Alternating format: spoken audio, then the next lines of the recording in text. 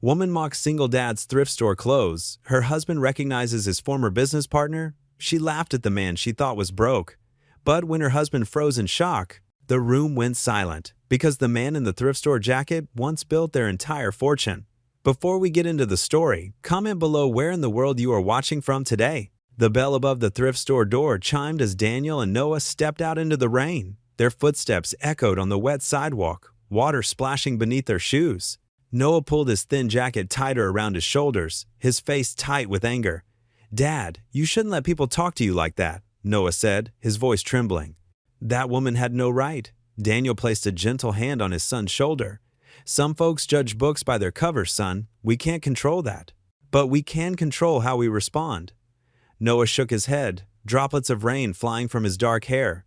"But it's not fair. You work harder than anyone I know." A sad smile crossed Daniel's weathered face.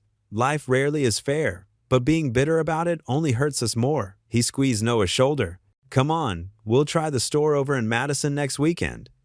Inside the thrift store, Emily Warner stood frozen, her earlier smugness replaced by an uncomfortable warmth in her cheeks. The quiet dignity in Daniel's response had struck something in her she couldn't quite name.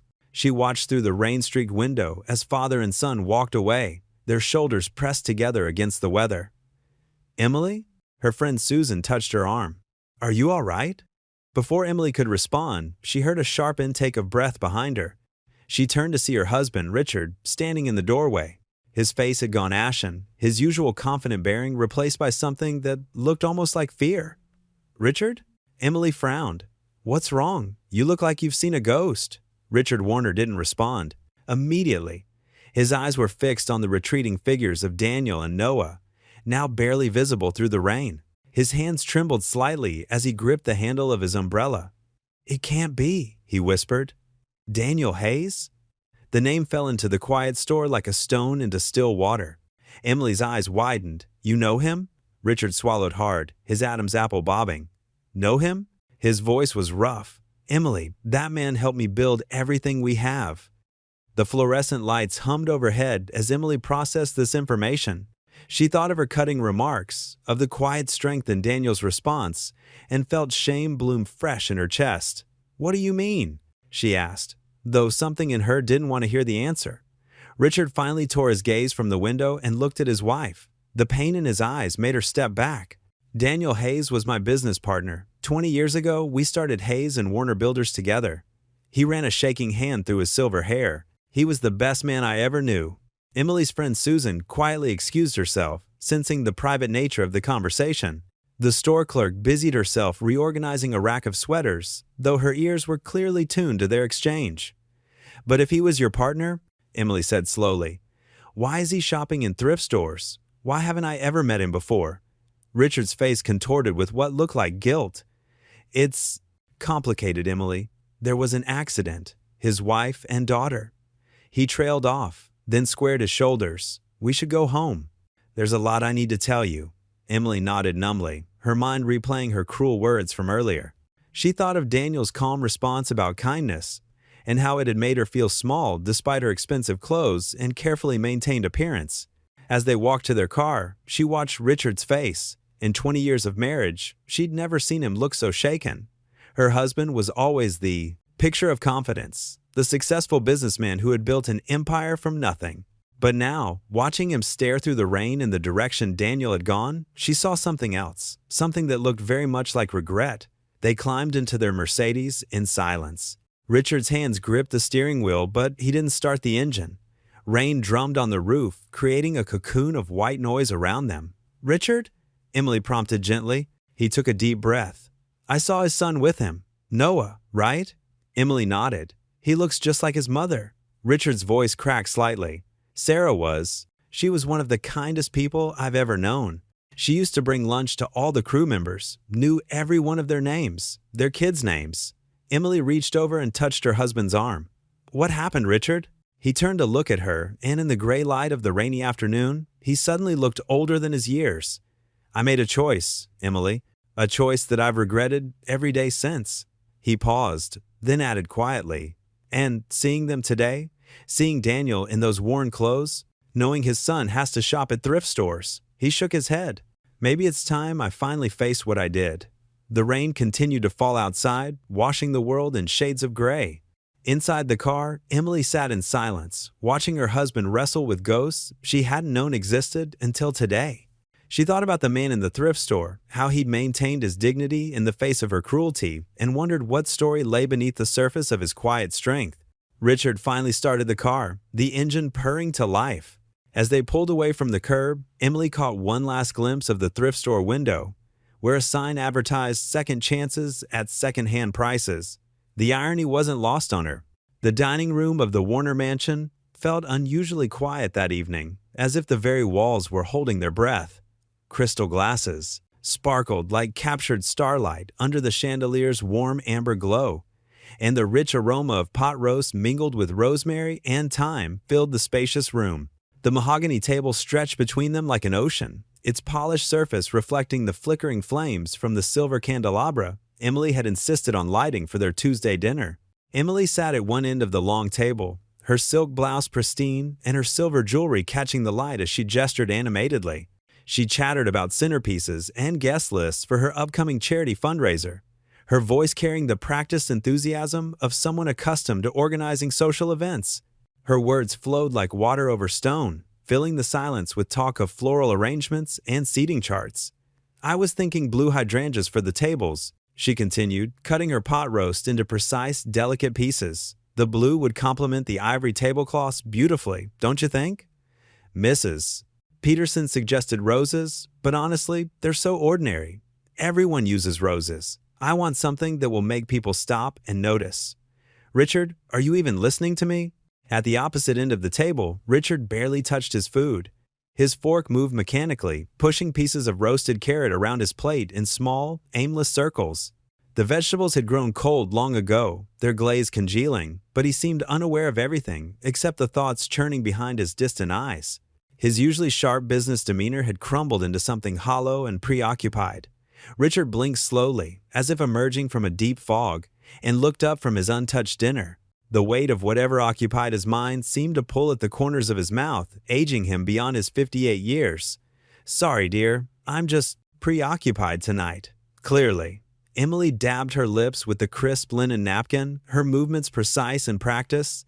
She studied her husband's face with growing concern, noting the deep furrows across his brow and the way his shoulders curved inward. "You've been acting strange ever since you came home from the office. Is everything all right? Did something happen with the Henderson project?" Without answering, Richard pushed back his chair with sudden urgency. The heavy wooden legs scraped against the hardwood floor with a harsh screech that made Emily wince and set her teeth on edge. The sound echoed through the high-ceilinged room like fingernails on a chalkboard. "I need to check something," he muttered, his voice thick with an emotion Emily couldn't identify. He walked away from the table with quick, uneven steps, leaving his napkin crumpled beside his barely touched plate. The study was Richard's sanctuary, a masculine refuge where the outside world couldn't intrude. The walls were lined, floor to ceiling, with leather-bound books, classics, and business texts arranged with meticulous care and framed awards documenting decades of professional achievement. The rich scent of old paper and leather polish filled the air, usually bringing him comfort. Tonight, however, the room felt oppressive, as if the weight of memory had settled into every corner. He went straight to his massive oak desk, bypassing the neat stacks of contracts and correspondence that usually demanded his attention. With trembling fingers, he pulled open the bottom drawer, the one he rarely touched anymore. Beneath old tax documents and forgotten business cards lay a photo album wrapped in tissue paper, its burgundy leather cover coated with a fine layer of dust that spoke of years of neglect. The spine crackled like autumn leaves as he opened it, the sound sharp in the quiet room. His hands shook slightly as he turned the pages, past corporate Christmas parties and groundbreaking ceremonies, searching for something specific. Each photograph was a window into a different time, when his face bore fewer lines and his eyes held more hope. There, on the third page, was the photograph that had haunted his thoughts all evening. Two younger men stood grinning beneath a Tennessee summer sky, positioned proudly in front of a modest storefront with weathered brick walls and a large front window. A hand-painted wooden sign reading Hayes and Warner Builders hung above them, the letters slightly uneven but painted with obvious care and pride. The paint was still fresh in the photo, gleaming white against the green trim of the building. The Daniel in the photograph was a different man entirely from the one Richard had glimpsed at the thrift store. This younger Daniel wore a clean red flannel shirt and sturdy new work boots, their leather still unmarked by years of labor. His arm was thrown casually around Richard's shoulders in the easy camaraderie of friendship and shared dreams. Both their faces shone with the kind of pride and hope that only comes from building something meaningful with your own hands. Daniel's smile was broad and genuine, his eyes bright with anticipation for the future they would build together. "Richard?" Emily's voice drifted from the doorway, soft with concern. Her heels clicked against the hardwood as she approached, the sound muffled by the thick Persian rug that covered the center of the study. "What are you looking at?" "You've been in here for 20 minutes. He didn't look up immediately, his weathered finger tracing the edge of the photograph with the reverence usually reserved for sacred objects. The paper was smooth beneath his touch, preserved by years of darkness in the drawer's depths. When he finally spoke, his voice carried the weight of 2 decades of regret. "Do you remember that man at the thrift store today? The one you—" He let the sentence hang in the air, unable to finish it. Emily's cheeks flushed pink, and she wrapped her arms around herself as if suddenly cold. The memory of her cruel words rushed back with uncomfortable clarity. "Oh. Yes. Well, I know I shouldn't have said what I did, but that was Daniel Hayes." Richard's voice caught slightly on the name, as if speaking it aloud gave it power to wound him. "My former business partner." Emily stepped deeper into the study, her heels clicking a nervous rhythm on the floor. She moved with the careful grace of someone entering unfamiliar territory, her usual confidence shaken. "Business partner? But Richard, you never mentioned having a partner. I thought you built the company yourself." 20 years ago, we started Hayes and Warner Builders together. Richard turned the album so Emily could see the photograph clearly, his movements slow and deliberate. The lamplight illuminated the faded colors, bringing the 2 young men to vivid life. Daniel was the best carpenter I'd ever met. He could look at a broken-down house, something everyone else would tear down, and see exactly how to bring it back to life. His hands could work magic with wood and stone. Richard's voice grew warmer as the memories flowed, his eyes softening as he remembered those early days. "I handled the business side contracts, permits, marketing, while he handled the craft. We were perfect complements to each other. I could sell a job, but Daniel could make it beautiful. We were absolutely unstoppable in those days." Emily sank into the buttery leather armchair across from his desk, her designer dress rustling against the soft material. She leaned forward, studying the photograph with new eyes. The easy friendship between the 2 men was evident in every detail, the way they stood close together, the matching pride in their expressions, the comfortable weight of Daniel's arm across Richard's shoulders. "What happened?" she asked, though something in Richard's expression told her she wasn't prepared for the answer. Richard closed his eyes, and pain etched deep lines around his mouth like canyons carved by years of erosion. When he spoke again, his voice was barely above a whisper, as if the words themselves might shatter something fragile inside him. Sarah, his wife, and their little girl, Emma, were driving home from dance practice on a Thursday evening. It was raining, and the roads were slick. He swallowed hard, his Adam's apple bobbing with the effort. A drunk driver ran a red light at the intersection of Maple and 3rd, hit them head-on at 40 miles per hour. The words fell like stones into still water, creating ripples of horror that spread through the quiet room. Emily's hand flew to her throat, where her pearl necklace lay warm against her skin, and she felt her breath catch in her chest. Daniel lost them both in one night. Richard continued, his voice growing hoarse with emotion. "Sarah died instantly. Emma held on for 3 days in the hospital before. He couldn't finish the sentence, but he didn't need to." The silence spoke volumes. "Oh, God," Emily whispered, her voice thick with dawning understanding. She thought of her own comfortable life, her worries about centerpieces and social standing, and felt a wave of shame wash over her like cold water. He wasn't the same after that. Who would be? Richard's voice carried the weight of someone who had watched a friend disintegrate before his eyes.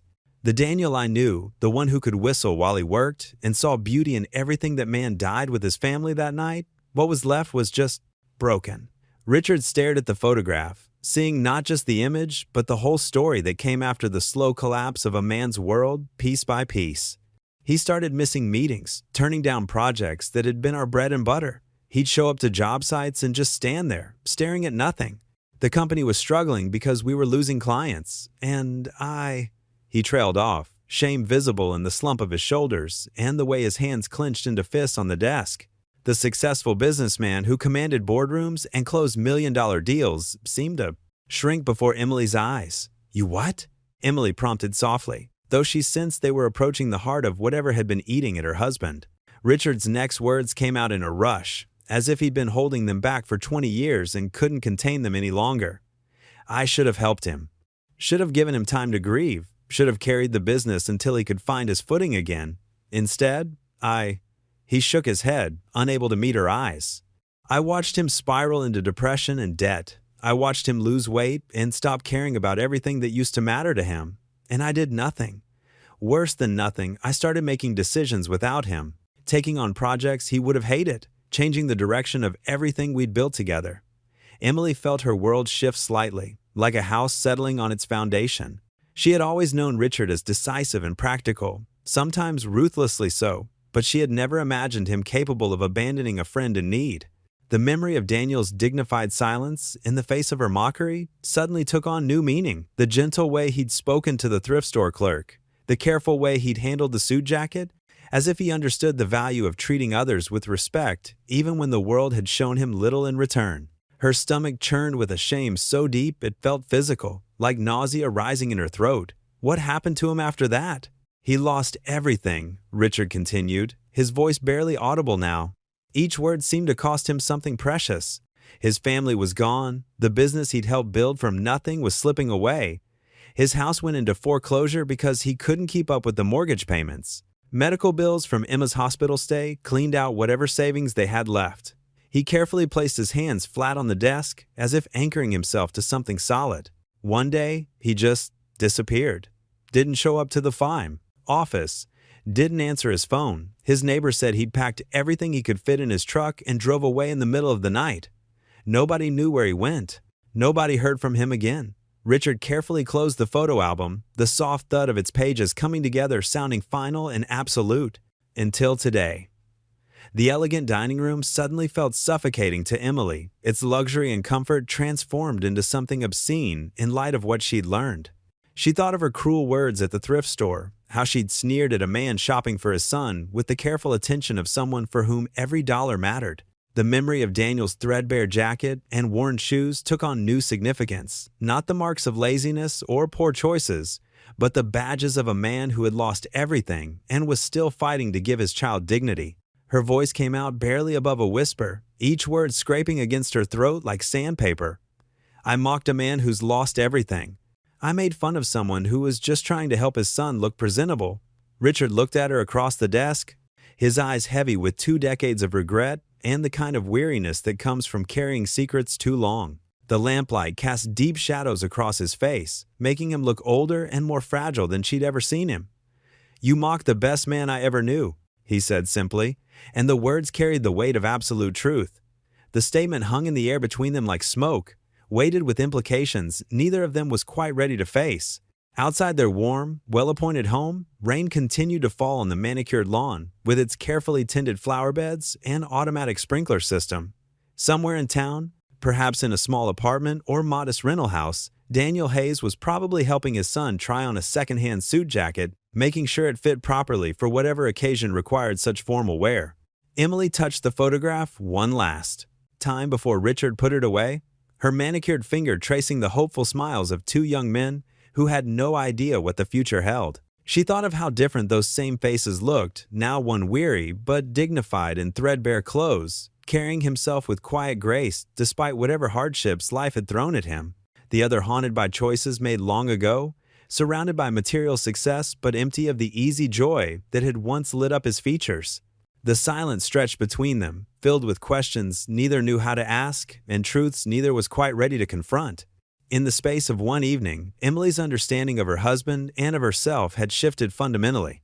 The comfortable certainties of her world suddenly felt as fragile as spun glass, beautiful but capable of shattering at the slightest touch. The ancient ceiling fan spun lazily above Daniel and Noah's small kitchen table, its wooden blades wobbling slightly with each rotation, barely stirring the humid Tennessee air that clung to everything like a damp blanket. Their modest 2-bedroom apartment, tucked away on the east side of Willow Creek in a weathered brick complex that had seen better decades, showed signs of careful maintenance despite its age, clean windows that Daniel washed every Sunday morning, neatly arranged secondhand furniture that he'd personally refinished, and family photos in mismatched frames that added warmth to the worn cream-colored walls. The kitchen itself was small but functional, with laminate countertops that Daniel had repaired multiple times, and cabinet doors that hung slightly crooked no matter how often he adjusted the hinges. A small herb garden grew on the windowsill, basil, rosemary, and mint that Sarah had planted years ago and that Daniel now tended religiously, their green leaves a splash of life against the faded curtains. Daniel watched as Noah pushed his mac and cheese around his plate, the orange cheese sauce cooling into an end-eye, unappetizing film. The power flickered again, making both of them look up at the dimming overhead light fixture. A simple brass bowl that had come with the apartment and cast harsh shadows across the small room. A stack of unopened bills sat on the counter nearby, their white envelopes like accusations in the uncertain light. Daniel could see the red final notice stamp peeking out from beneath the electric bill. "Maybe we should light some candles," Daniel suggested, trying to keep his tone light and conversational, though his eyes betrayed the worry he was trying to hide. Just in case the power decides to take another vacation. Noah set down his fork with a soft clink against the ceramic plate, the sound echoing in the quiet kitchen. "Dad, about today at the store." His voice trailed off, and Daniel could see the hurt swimming in his son's brown eyes, Sarah's eyes, full of intelligence and sensitivity. Everyone was staring at us. I could feel them watching, whispering. Daniel reached across the small table, its surface scarred from years of use, and placed his weathered hand on Noah's arm. His fingers, calloused from years of construction work and now volunteer carpentry, were gentle against his son's skin. "Son, what others say about us isn't who we are. What we do when no one's looking, how we treat people when we have nothing to gain, that's who we are." Noah's shoulders slumped, and he stared down at his plate as if the congealing mac and cheese held answers to life's unfairness. But Mrs. Peterson from Debate Club was there. She heard everything that lady said about us being charity cases. What if she thinks less of me now? What if it affects my chances for the scholarship? "And what did Mrs. Peterson see?" Daniel asked gently, leaning forward with the patient expression he'd perfected over years of parenting alone. "She saw us holding our heads high and walking away with dignity. She saw a young man who didn't respond to cruelty with cruelty. That's worth more than any expensive suit or designer label." The power stabilized with a gentle hum, and the familiar drone of their old refrigerator filled the kitchen, a sound that had become as comforting as white noise over the years. Daniel's eyes drifted to the framed photograph on the wall, their old Victorian house, the one he and Sarah had lovingly restored together with their own hands. He could almost smell the fresh paint and sawdust, could almost hear Sarah's laughter echoing through those spacious rooms. The white porch swing where she used to read poetry on summer evenings, her voice carrying on the warm breeze. The garden where their daughter Emma had planted sunflowers that grew taller than her head, their faces always turning toward the light. "I miss them too, Dad," Noah said quietly, following his father's gaze to the photograph that represented everything they'd lost. His voice carried the weight of grief that never quite left, just settled into the background like an old scar that ached on rainy days. Daniel nodded, his throat tight with emotions he kept carefully controlled for his son's sake. "Your mother, she had this way about her. No matter how tough things got, no matter how many bills piled up or how many setbacks we faced, she'd find something beautiful to focus on." He smiled softly at the memory, his face transforming with genuine warmth. "Remember how she used to say grace before dinner? Every single night, no matter what we were eating." Noah's face brightened, the first real smile Daniel had seen from him all day. She always thanked God for something different each time. Even silly things, like puddle reflections after rainstorms, or the way dust sparkled in afternoon sunlight streaming through the windows. That's right. Daniel stood and cleared their plates, his movements careful and deliberate, stacking them with the practiced efficiency of a man who'd been doing household chores alone for years.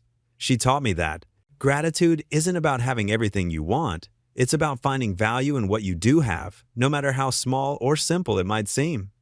Walking to the living room, Daniel picked up another photograph from the mantel, a simple wooden shelf he'd installed himself above their small electric fireplace. The photo showed Sarah in her favorite blue dress, the one with tiny white flowers that brought out her eyes, standing in front of their construction company's first office. It had been nothing more than a converted garage then, but they'd hung a hand-painted sign that read Hayes and Warner Builders with such pride.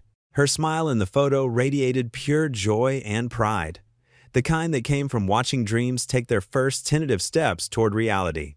"We had just landed our biggest contract," Daniel explained, running his finger along the silver frame's edge, feeling the slight dent where it had been dropped during one of their many moves. "The Henderson family's new house, 4 bedrooms, custom kitchen, the works. Your mother brought us lunch every Friday, said she wanted to make sure we remembered to eat between all the blueprints and client meetings." Noah moved closer, studying the photo with the intensity he usually reserved for his textbooks. "Was that before Mr. Warner became your partner? When it was just you starting out?" Daniel's expression flickered briefly, like a shadow crossing his face, before settling back into its usual calm composure. "Yes, that was the early days. Just me and your Uncle Mike at first, working out of that little garage, dreaming big dreams. Richard came later, when we needed capital to expand." He set the photograph down carefully, his fingers lingering on the frame. "Time for bed, son. You've got that practice debate tomorrow, and Mrs.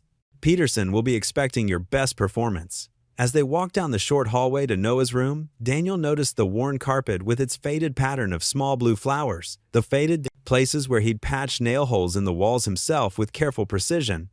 Their apartment wasn't much by most standards, but he'd made sure every corner was clean and safe, a real home, even if it wasn't the spacious Victorian they'd once planned to fill with laughter and family gatherings. Noah climbed into bed, the mattress creaking slightly under his weight, and Daniel pulled the thin blue blanket up to his shoulders, just like he used to when Noah was small and afraid of monsters in the closet. The teenager might be 16 now, taller than his father and wise beyond his years, but some habits died hard, and Daniel wasn't ready to give up this simple ritual of care. "Dad?" Noah's voice was sleepy, muffled by the pillow Sarah had embroidered with his initials when he was just a baby. "I'm proud of you for not getting angry today. I mean, for walking away instead of fighting back. Mom would have been proud too." Daniel's heart swelled with a mixture of love and sorrow so intense it almost took his breath away. "Get some rest, son."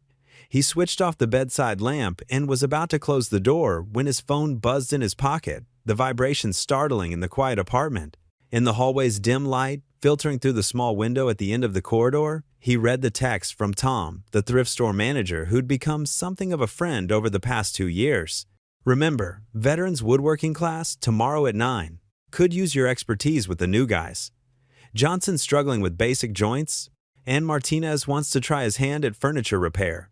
Daniel leaned against the hallway wall, its surface cool against his back, suddenly feeling the full weight of exhaustion settle into his bones. The weight of the day, the humiliation at the store, the stack of bills waiting on his counter, the memories that seemed to press closer in the darkness, it all pressed down on him like a physical thing. But through the fog of weariness, he thought of Sarah's voice, soft and sure, how she'd always say during their darkest moments, "Just take it one day at a time, love. That's all any of us can do. Tomorrow's troubles can wait for tomorrow, one day at a time," he whispered to himself, clutching his phone like a lifeline in the darkened hallway. The words, a prayer and a promise rolled into one. The morning sun struggled through heavy clouds as Emily Warner pulled her Mercedes into the thrift store parking lot. Her perfectly manicured fingers drummed against the steering wheel while she gathered her courage. The open sign flickered dimly in the window, and a few early shoppers were already pushing their carts through the entrance. Emily smoothed her cashmere sweater and checked her reflection in the rearview mirror. For the first time in years, she felt unsure of herself. The memory of yesterday's cruel remarks weighed heavily on her conscience, made worse by Richard's revelation about Daniel's past. The store's bell chimed as she stepped inside. Martha, the elderly clerk from yesterday, raised an eyebrow but offered a polite nod. "Can I help you find anything, Mrs. Warner?" "Actually, I'm looking for Daniel Hayes. Is he here?" Martha's expression softened slightly. "Back room. He's working on furniture repairs this morning." Emily made her way past racks of secondhand clothes and shelves of used books. The backroom door stood partially open, and she could hear the gentle sound of sandpaper against wood. Daniel sat at a workbench, carefully restoring an old wooden chair. Sawdust dusted his shoulders, and his worn flannel shirt had seen better days, but his movements were precise and practiced. He looked up as she entered, his expression carefully neutral. "Mrs. Warner?" he said quietly, setting down his sandpaper. Something I can help you with? Emily clasped her hands together, fighting the urge to fidget. I came to apologize for yesterday. What I said was cruel and completely uncalled for. Daniel's hands remained steady on the chair's arm. People have bad days. Don't worry about it. His simple dismissal of her behavior made Emily feel even worse. She glanced around the workshop, desperate to keep the conversation going. Do you repair all the furniture here? What needs fixing? He replied, reaching for a different grade of sandpaper. Better than seeing good pieces end up in a landfill. Emily noticed several other projects in various stages of repair. A dresser with a missing drawer, a table with wobbly legs, and what looked like the beginnings of a handmade bookshelf. May I help? She asked impulsively. I mean, I don't know anything about furniture repair, but I could sort donations or something? Daniel studied her for a moment, then nodded toward a box of donated items. Those need sorting. Anything broken goes on the red shelf, fixable items on the blue. Emily removed her designer jacket and rolled up her sleeves. The box contained an assortment of household items, picture frames, vases, and small decorative pieces. As she worked, she watched Daniel from the corner of her eye. A young man in a wheelchair rolled into the workshop, wearing a veteran's cap. "Morning, Mr. Hayes," he called out. "Morning, Jeff," Daniel replied warmly. "Ready to finish that stool?" Jeff's face lit up. "Yes, sir. Been practicing my sanding technique like you showed me," Emily observed as Daniel guided Jeff through the final steps of refinishing a wooden stool. His patience was remarkable, his instructions clear and encouraging. When Jeff struggled with a particular angle, Daniel simply adjusted the work surface to make it easier for him to reach. "My hands shake sometimes," Jeff admitted quietly. "From the meds. That's why we take our time," Daniel responded, his voice gentle. "Wood's patient. It'll wait for us to get it right." As the morning progressed, Emily learned more about Daniel's volunteer work. 3 times a week, he taught basic carpentry, skills to veterans, helping them develop trade skills for future employment.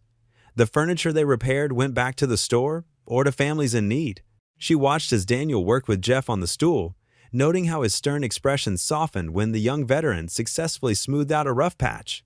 Their quiet conversation drifted across the workshop, talk of progress, of small victories, of plans for future projects. The Daniel Hayes before her now was a far cry from the man she'd smugly judged yesterday. His worn clothes spoke not of failure, but of honest work. His calm demeanor reflected not weakness, but a deep, steady strength. Emily sorted through another box of donations, her expensive manicure collecting dust. She found herself smiling as Jeff proudly held up his finished stool, Daniel's quiet, well done, bringing a glow of accomplishment to the young veteran's face. "He's nothing like I thought," she whispered to herself, watching Daniel demonstrate proper staining techniques with infinite patience. Emily Warner paced her living room, twisting her pearl necklace between her fingers. "I want to invite them to dinner," she said, watching Richard's reaction carefully. "Daniel and Noah, to make things right." Richard looked up from his newspaper, his face pale. The morning light streaming through their bay windows made him appear older, more tired than usual. "I don't know if that's wise, Emily." "Why not?" She stopped pacing. "You said yourself he was the best man you ever knew, and after how I behaved—" She shook her head, remembering her cruel words at the thrift store. "It's complicated," Richard muttered, folding the newspaper with trembling hands. "There's history there, Emily. Things you don't understand. Then help me understand." She sat beside him on their leather sofa. "You were partners, friends even. What happened?" Richard stood up abruptly, walking to the window. "Fine, invite them, but don't expect miracles." Emily spent the next hour choosing the perfect day, settling on Friday evening. She dressed carefully in a simple blue dress, nothing too flashy, before driving to the address she'd gotten from the thrift store manager. Daniel's apartment building sat in a modest part of town. Paint peeled from the railings, and a few empty flower pots lined the cracked walkway. Emily's heels clicked against the concrete steps as she climbed to the second floor. She hesitated before apartment 2B, noting the worn welcome mat and a small wooden wind chime that looked handmade. Taking a deep breath, she knocked. The door opened, revealing Noah Hayes. He wore a plain white t-shirt and jeans, his dark hair slightly messy. His eyes widened in recognition. "Mrs. Warner?" He stood straighter, immediately polite despite his obvious surprise. "Hello, Noah," Emily smiled warmly. "Is your father home?" "He's just finishing up in the workshop." Noah glanced behind him. "Would you like to come in?" The apartment was small but impeccably clean. A stack of schoolbooks sat on the kitchen table beside a half-finished bowl of cereal. The furniture was mismatched but well-maintained. Emily recognized some pieces as ones Daniel had restored at the thrift store. "Dad?" Noah called out. "Mrs. Warner is here." Daniel emerged from a back room, wiping his hands on a cloth. Sawdust clung to his shirt, and the scent of fresh wood followed him. He paused when he saw Emily, his expression carefully neutral. "Mrs. Warner," he said quietly, "this is unexpected." Emily clasped her hands together. "I wanted to invite you and Noah to dinner this Friday, at our home." When Daniel didn't immediately respond, she added, "Please, I'd like to make amends properly." Daniel glanced at Noah, who was watching the exchange with poorly concealed curiosity. "That's not necessary," he said. "We're fine. I insist." Emily took a step forward. "Richard, he'd like to see you too." Something flickered across Daniel's face. Pain, perhaps? Or memory? He looked at Noah again, who gave a small nod. "If it helps your conscience, I'll come," Daniel finally said, his voice carrying a hint of resignation. 7 o'clock? Emily suggested. "I'll text Noah the address." On Friday evening, Emily moved through her kitchen with nervous energy. She'd spent the afternoon preparing everything perfectly. Her best china gleamed on the dining room table, crystal glasses caught the light from the chandelier, and the aroma of roast beef filled the air. Richard sat in his study, unusually quiet. When Emily checked on him, she found him staring at an old photograph. "They'll be here soon," she reminded him gently. "Yes," he said, but didn't move. Emily adjusted the centerpiece one last time. Fresh flowers in her grandmother's silver vase. The table settings were immaculate, each fork and knife precisely placed. She'd even brought out the good napkins, cream-colored linen with delicate embroidery. The grandfather clock in the hall struck 7:15. Emily smoothed her dress, a classic black cocktail number she'd chosen carefully to be elegant but not ostentatious. The pearls at her throat felt heavy. "Richard?" she called. "Please come out now." Her husband emerged from his study, looking distinguished in his gray suit but with tension evident in every movement. He poured himself a small glass of scotch, his hands less steady than usual. "Are you all right?" Emily asked, touching his arm. Before he could answer, the doorbell chimed. Emily's heart jumped. She glanced at Richard, who had gone very still, then moved to answer the door. Daniel and Noah stood on the porch, both wearing clean but simple clothes. Noah held a small wooden box, handmade, Emily realized, while Daniel carried a bottle of wine. "Welcome," Emily said, stepping back to let them in. "Please, come inside." Noah handed her the box. "Dad made it," he explained. As a thank you for the invitation, Emily opened it to find an exquisitely crafted jewelry box, its surface smooth as silk. "It's beautiful," she breathed. Daniel nodded acknowledgement, then stopped abruptly. Richard had appeared in the foyer. The two men stared at each other, 20 years of unspoken history hanging in the air between them. Emily watched as color drained from both their faces, the weight of the past pressing down like a physical thing. "Daniel?" Richard said, his voice barely above a whisper. "Richard?" Daniel's response was equally quiet. Emily gestured toward the dining room, her finest china waiting to serve a meal that suddenly felt far more significant than a simple apology dinner. The evening sun cast long shadows across the perfectly manicured lawn of the Warner estate as Daniel's old pickup truck rumbled to a stop in the circular driveway. Noah fidgeted with his borrowed tie, a navy blue hand-me-down from the thrift store that his father had carefully pressed that morning. "Remember, son," Daniel said quietly, "we're here because forgiveness matters more than pride." His weathered hands gripped the steering wheel, knuckles white despite his calm voice. Noah nodded, though his jaw remained tight. "I know, Dad, but after what she said at the store, everyone deserves a second chance," Daniel replied, the words carrying the weight of long practice. Emily Warner opened the heavy oak door before they could ring the bell. She wore an elegant black dress that probably cost more than Daniel's monthly rent, but her smile seemed genuine, if nervous. "Please, come in. I'm so glad you could make it." The foyer opened into a grand living room with vaulted ceilings and crystal chandeliers. Family photos lined the walls, memories of vacations, celebrations, and milestones that spoke of a life untouched by tragedy. Daniel's eyes lingered briefly on a familiar face in one of the older photos before moving on. Richard stood by the fireplace, a glass of scotch in his hand. He looked smaller somehow, diminished despite his expensive suit and commanding presence. "Daniel," he said, his voice rough. "It's been a long time." 20 years, Daniel replied simply. The initial conversation over appetizers was stilted but polite. Emily asked Noah about school, and the teenager gradually relaxed as he discussed his debate team achievements. Daniel watched his son with quiet pride, contributing occasional comments about Noah's dedication to his studies. "The salmon is excellent," Daniel said during a lull in conversation, breaking a moment of awkward silence. Emily brightened. "Thank you. I discovered this recipe at a cooking class in, do you remember that little diner we used to go to, Daniel?" Richard interrupted suddenly, his voice carrying a strange urgency. "The one near our first job site? What was it called?" "Mary's Place," Daniel answered, his fork pausing halfway to his mouth. $2 breakfast special every morning. "That's right." Richard swirled his scotch, ice cubes clinking against crystal. "We planned the whole company there, didn't we? On those paper napkins." The air in the dining room grew heavier. Emily glanced between the two men, sensing the shift in atmosphere. "We did," Daniel acknowledged. His calm expression wavered slightly, like ripples disturbing still water. "I've been thinking about those days a lot lately," Richard continued, his words gaining momentum like a boulder rolling downhill. "About the choices I made. The things I never told you." Noah sat up straighter, his young face alert with sudden interest. Emily's hand trembled as she reached for her water glass. "Richard," she warned softly, but he shook his head. "No, Emily, he needs to know." Richard set down his glass with deliberate care. "Daniel, when I took the company public, it wasn't a sudden decision like I told you. I'd been planning it for months. The paperwork, the investors, all of it happened behind your back." The confession hung in the air like smoke.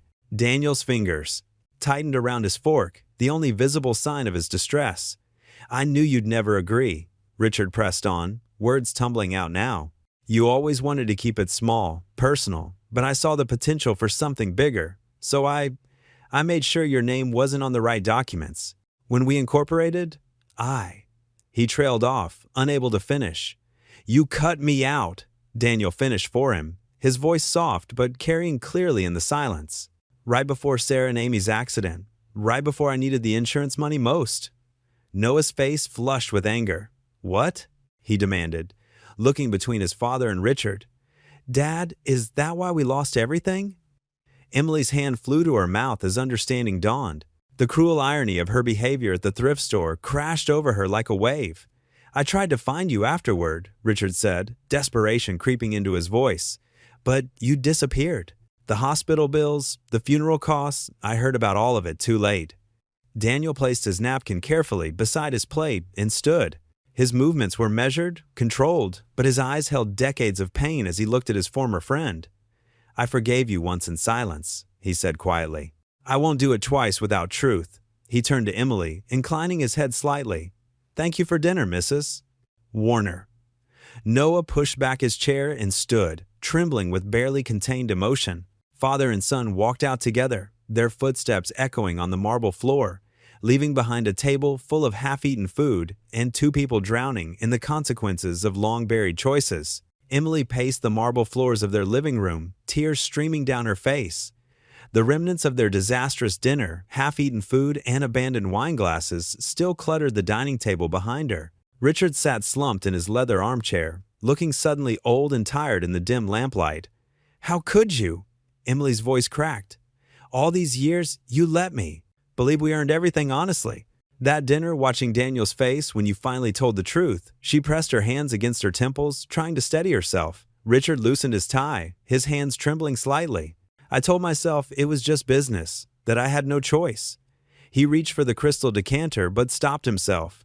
After Sarah and little Grace died, Daniel, he wasn't himself. Couldn't be. Who would be?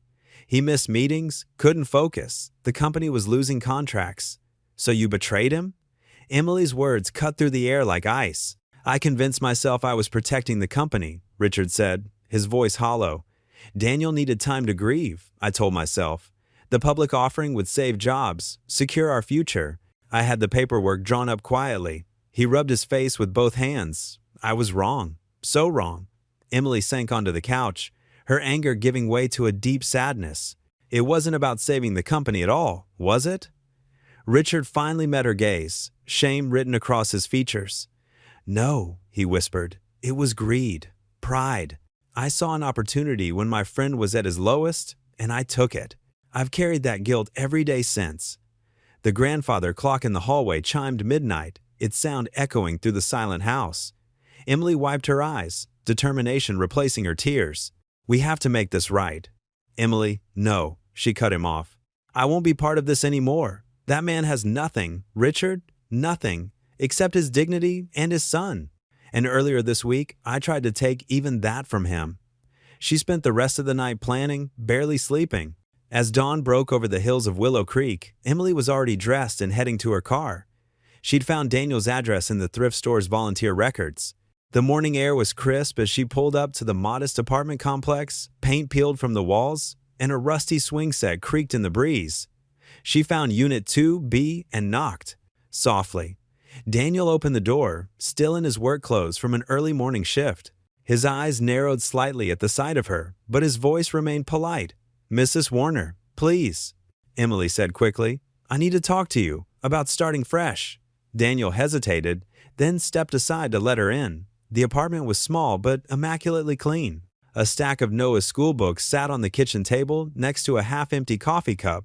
"I want to help you restart," Emily said, sitting on the edge of their worn couch. "A small contracting business, perhaps. Your own company again. I have connections, resources." "No." Daniel's voice was firm but not unkind. "But you have so much experience, so much talent." "Mrs. Warner," Daniel interrupted, leaning against the wall. "I appreciate what you're trying to do, but I'm done with that world. The business world, the climbing, the deals, it all feels hollow now." He glanced toward Noah's bedroom door. "My boy is what matters. Teaching him right from wrong, showing him how to be a good man, even when life isn't fair, that's my business now." Emily felt tears threatening again. "But surely you want more for him? A better life?" "A better life isn't about money," Daniel said quietly. "It's about character, about doing what's right even when it costs you everything." He straightened up. "I won't risk becoming bitter chasing after what was taken from me. Noah deserves better than a father eaten up by revenge." Emily stood slowly, understanding but heartbroken. "I want to help somehow," she whispered. "Then help others," Daniel replied. "There are plenty of people at the community center who need it more than I do." She nodded, gathering her purse. At the door, she turned back one last time. "I truly am sorry. For everything." Daniel's expression softened slightly. "I know." After she left, Daniel checked on Noah, who was still sleeping soundly after his late-night job at the local diner.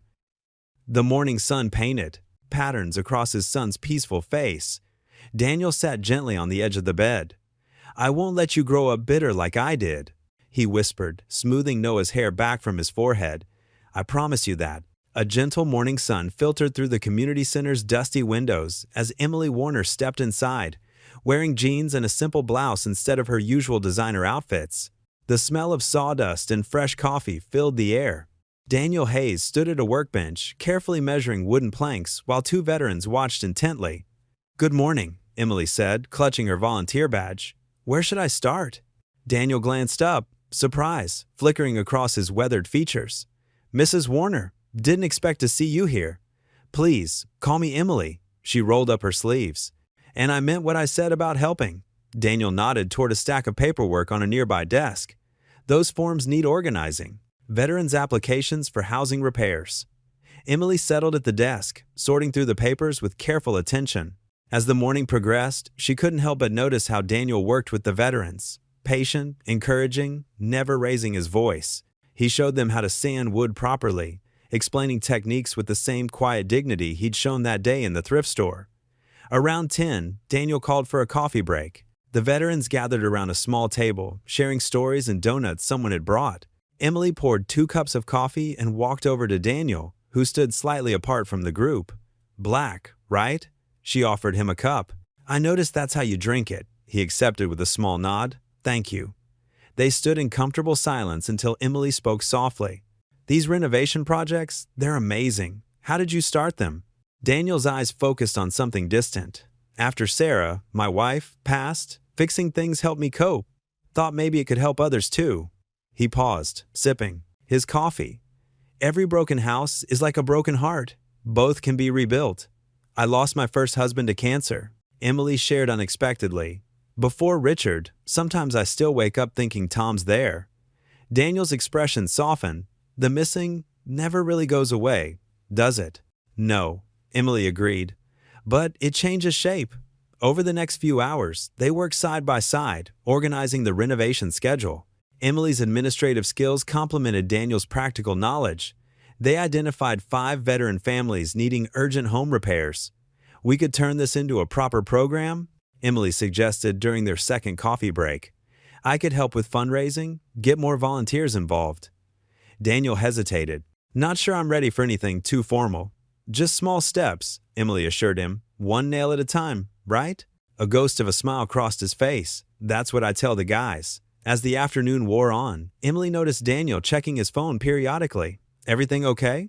Noah's debate team results come out today, he explained, pride warming his voice. He's been working so hard. Right then, Noah burst through the door, waving a paper. Dad! Dad! We made it to state finals! Daniel's face lit up with pure joy. He caught his son in a tight hug, laughing. A rich, genuine sound that seemed to surprise even him. That's my boy! I knew you could do it! Emily watched from her desk, her heart full. Noah's excitement was contagious as he described the competition, gesturing animatedly. Daniel listened with complete attention, his usual reserve melting away as he smiled at his son's success. The veterans gathered around, congratulating Noah. One of them, an older man named Pete, clapped Daniel on the shoulder. Apple doesn't fall far from the tree, Hayes. Kids got your determination. Emily observed the scene, noting how Daniel's shoulders seemed lighter, how his smile reached his eyes. The man who'd stood so stiffly in her presence weeks ago was transforming before her eyes. In this moment, surrounded by people who valued him for who he was rather than what he owned, Daniel Hayes was truly alive. Later, as the center began to empty for the day, Emily watched Daniel and Noah leave together, still talking and laughing. She gathered her things, thinking about how a man who'd lost so much could still find the strength to pray each morning, to help others, to believe in second chances. He's learning to live again, she thought, smiling as she turned off the lights. Richard Warner sat in his dimly lit office, staring at a stack of legal documents that seemed to mock him. The numbers didn't add up. They hadn't for months. His new business partner, Marcus Fletcher, had been making questionable decisions that were now coming back to haunt them. The phone rang again. Richard let it go to voicemail, just like the dozen other calls from angry investors. Dark circles hung under his eyes as he rubbed his temples. The morning paper lay open on his desk, its headlines screaming about potential fraud investigations into Warner Construction. Mr. Warner? His secretary poked her head in. The lawyers are here again. Richard waved her away. Tell them I'll call back. Once alone, he pulled out an old photograph from his desk drawer, the same one he'd shown Emily. Him and Daniel, young and hopeful, standing in front of their first office. The guilt that had been gnawing at him for weeks grew stronger. He grabbed his car keys.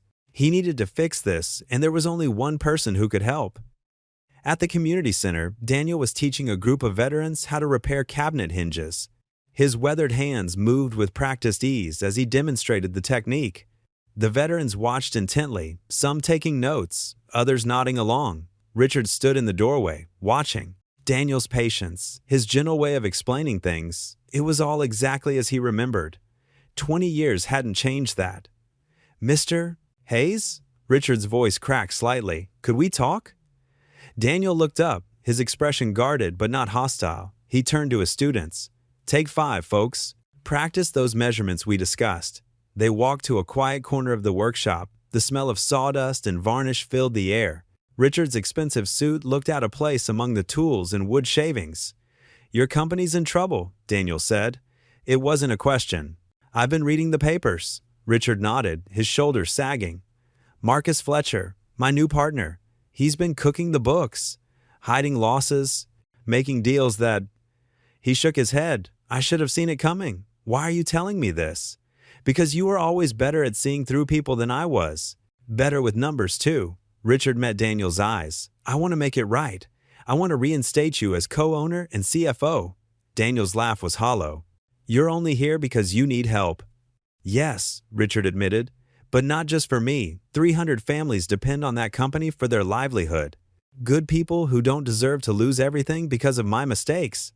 Daniel walked over to his workbench, picking up a piece of sandpaper. He ran it slowly over a rough board edge.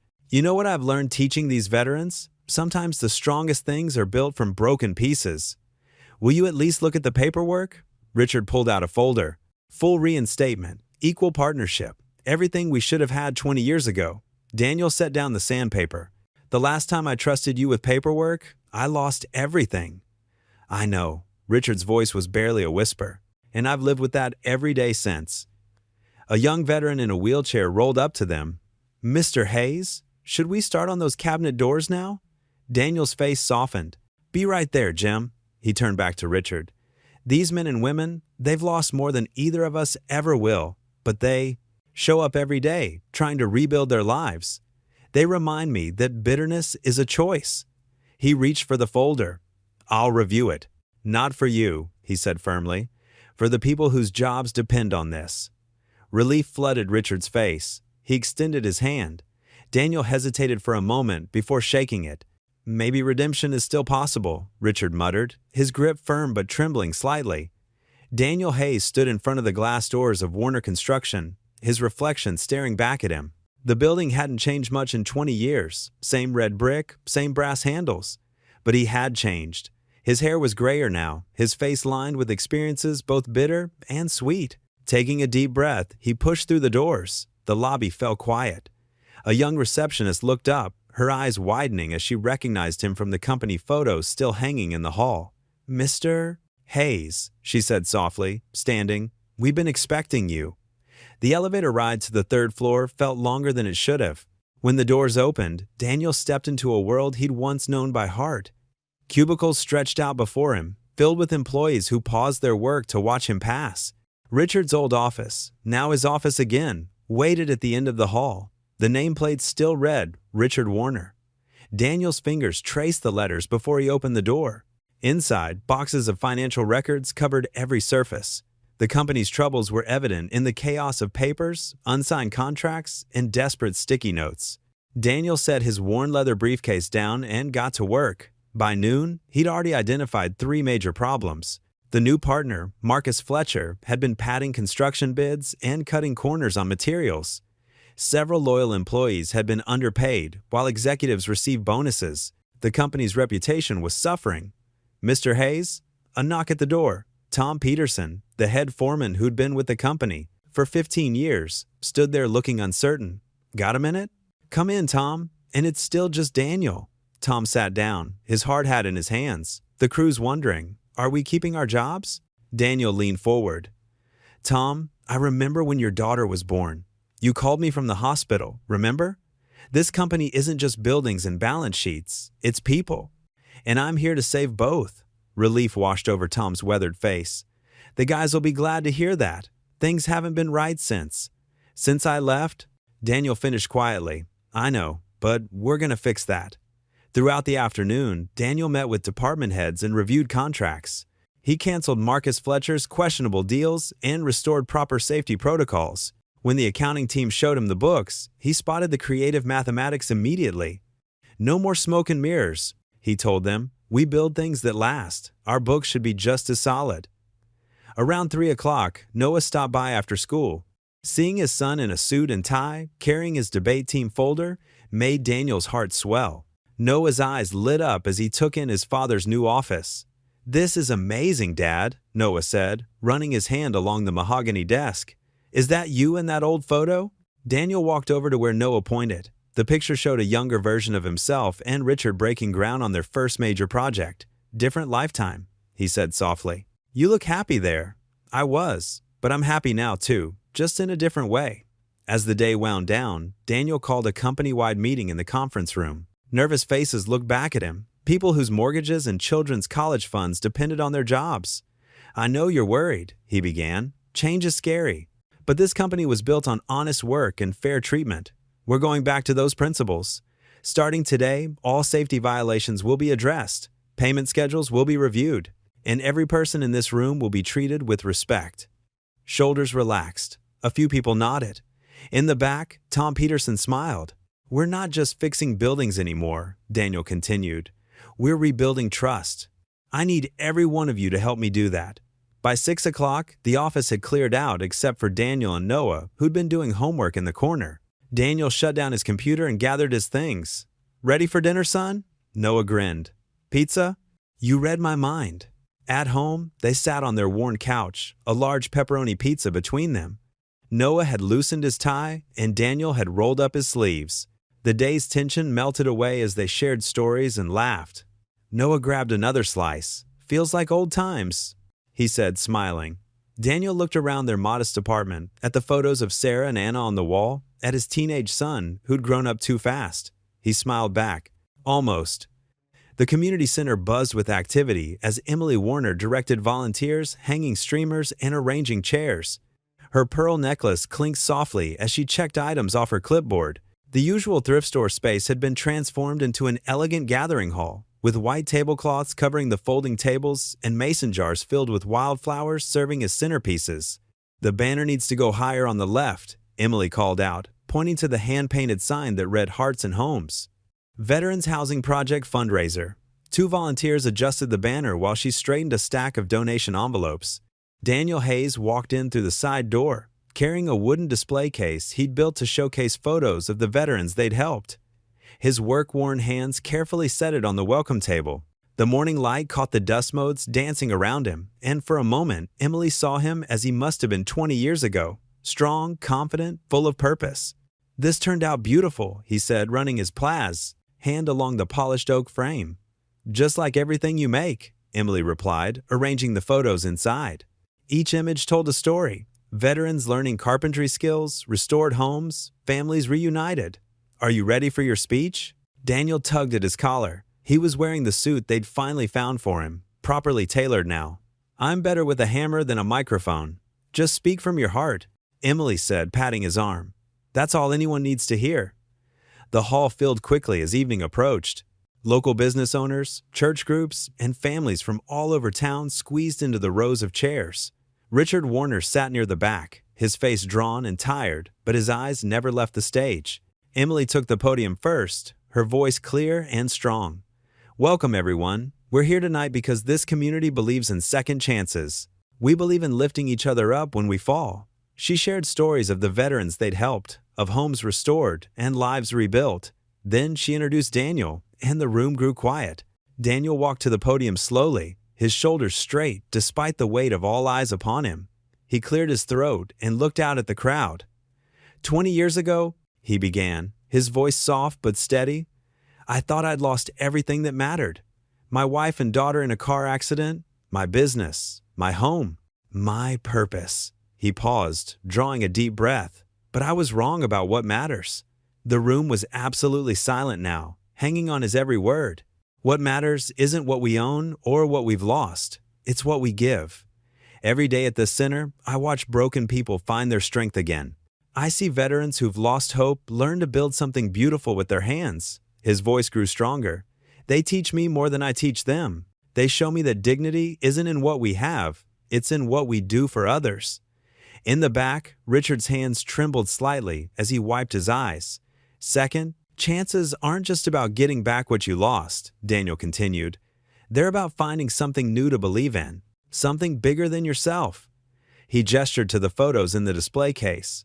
These men and women, they're not just building homes, they're rebuilding lives. And in helping them, I found my way back to life too. The applause started slowly, then built to a thunderous standing ovation. Emily couldn't hold back her tears as she watched Daniel's face, saw the quiet pride there, the healing. After the speeches, as people mingled and wrote checks for the project, Daniel found Emily by the refreshment table. Thank you, he said simply. Emily shook her head. I didn't do anything. You did this, all of it. You saw me, Daniel replied quietly. When I was invisible to everyone else, even myself, you saw me. They stood in comfortable silence, watching the crowd, watching Richard talk quietly with some veterans in the corner. You know, Emily said, when I first tried to apologize to you in the thrift store, I thought I was being generous. I had no idea how much I had to learn about real generosity. Daniel smiled. That rare, full smile that transformed his whole face. We all have something to learn from each other. That's what community means. The evening wound down, volunteers started stacking chairs, and the final donation total exceeded their wildest hopes.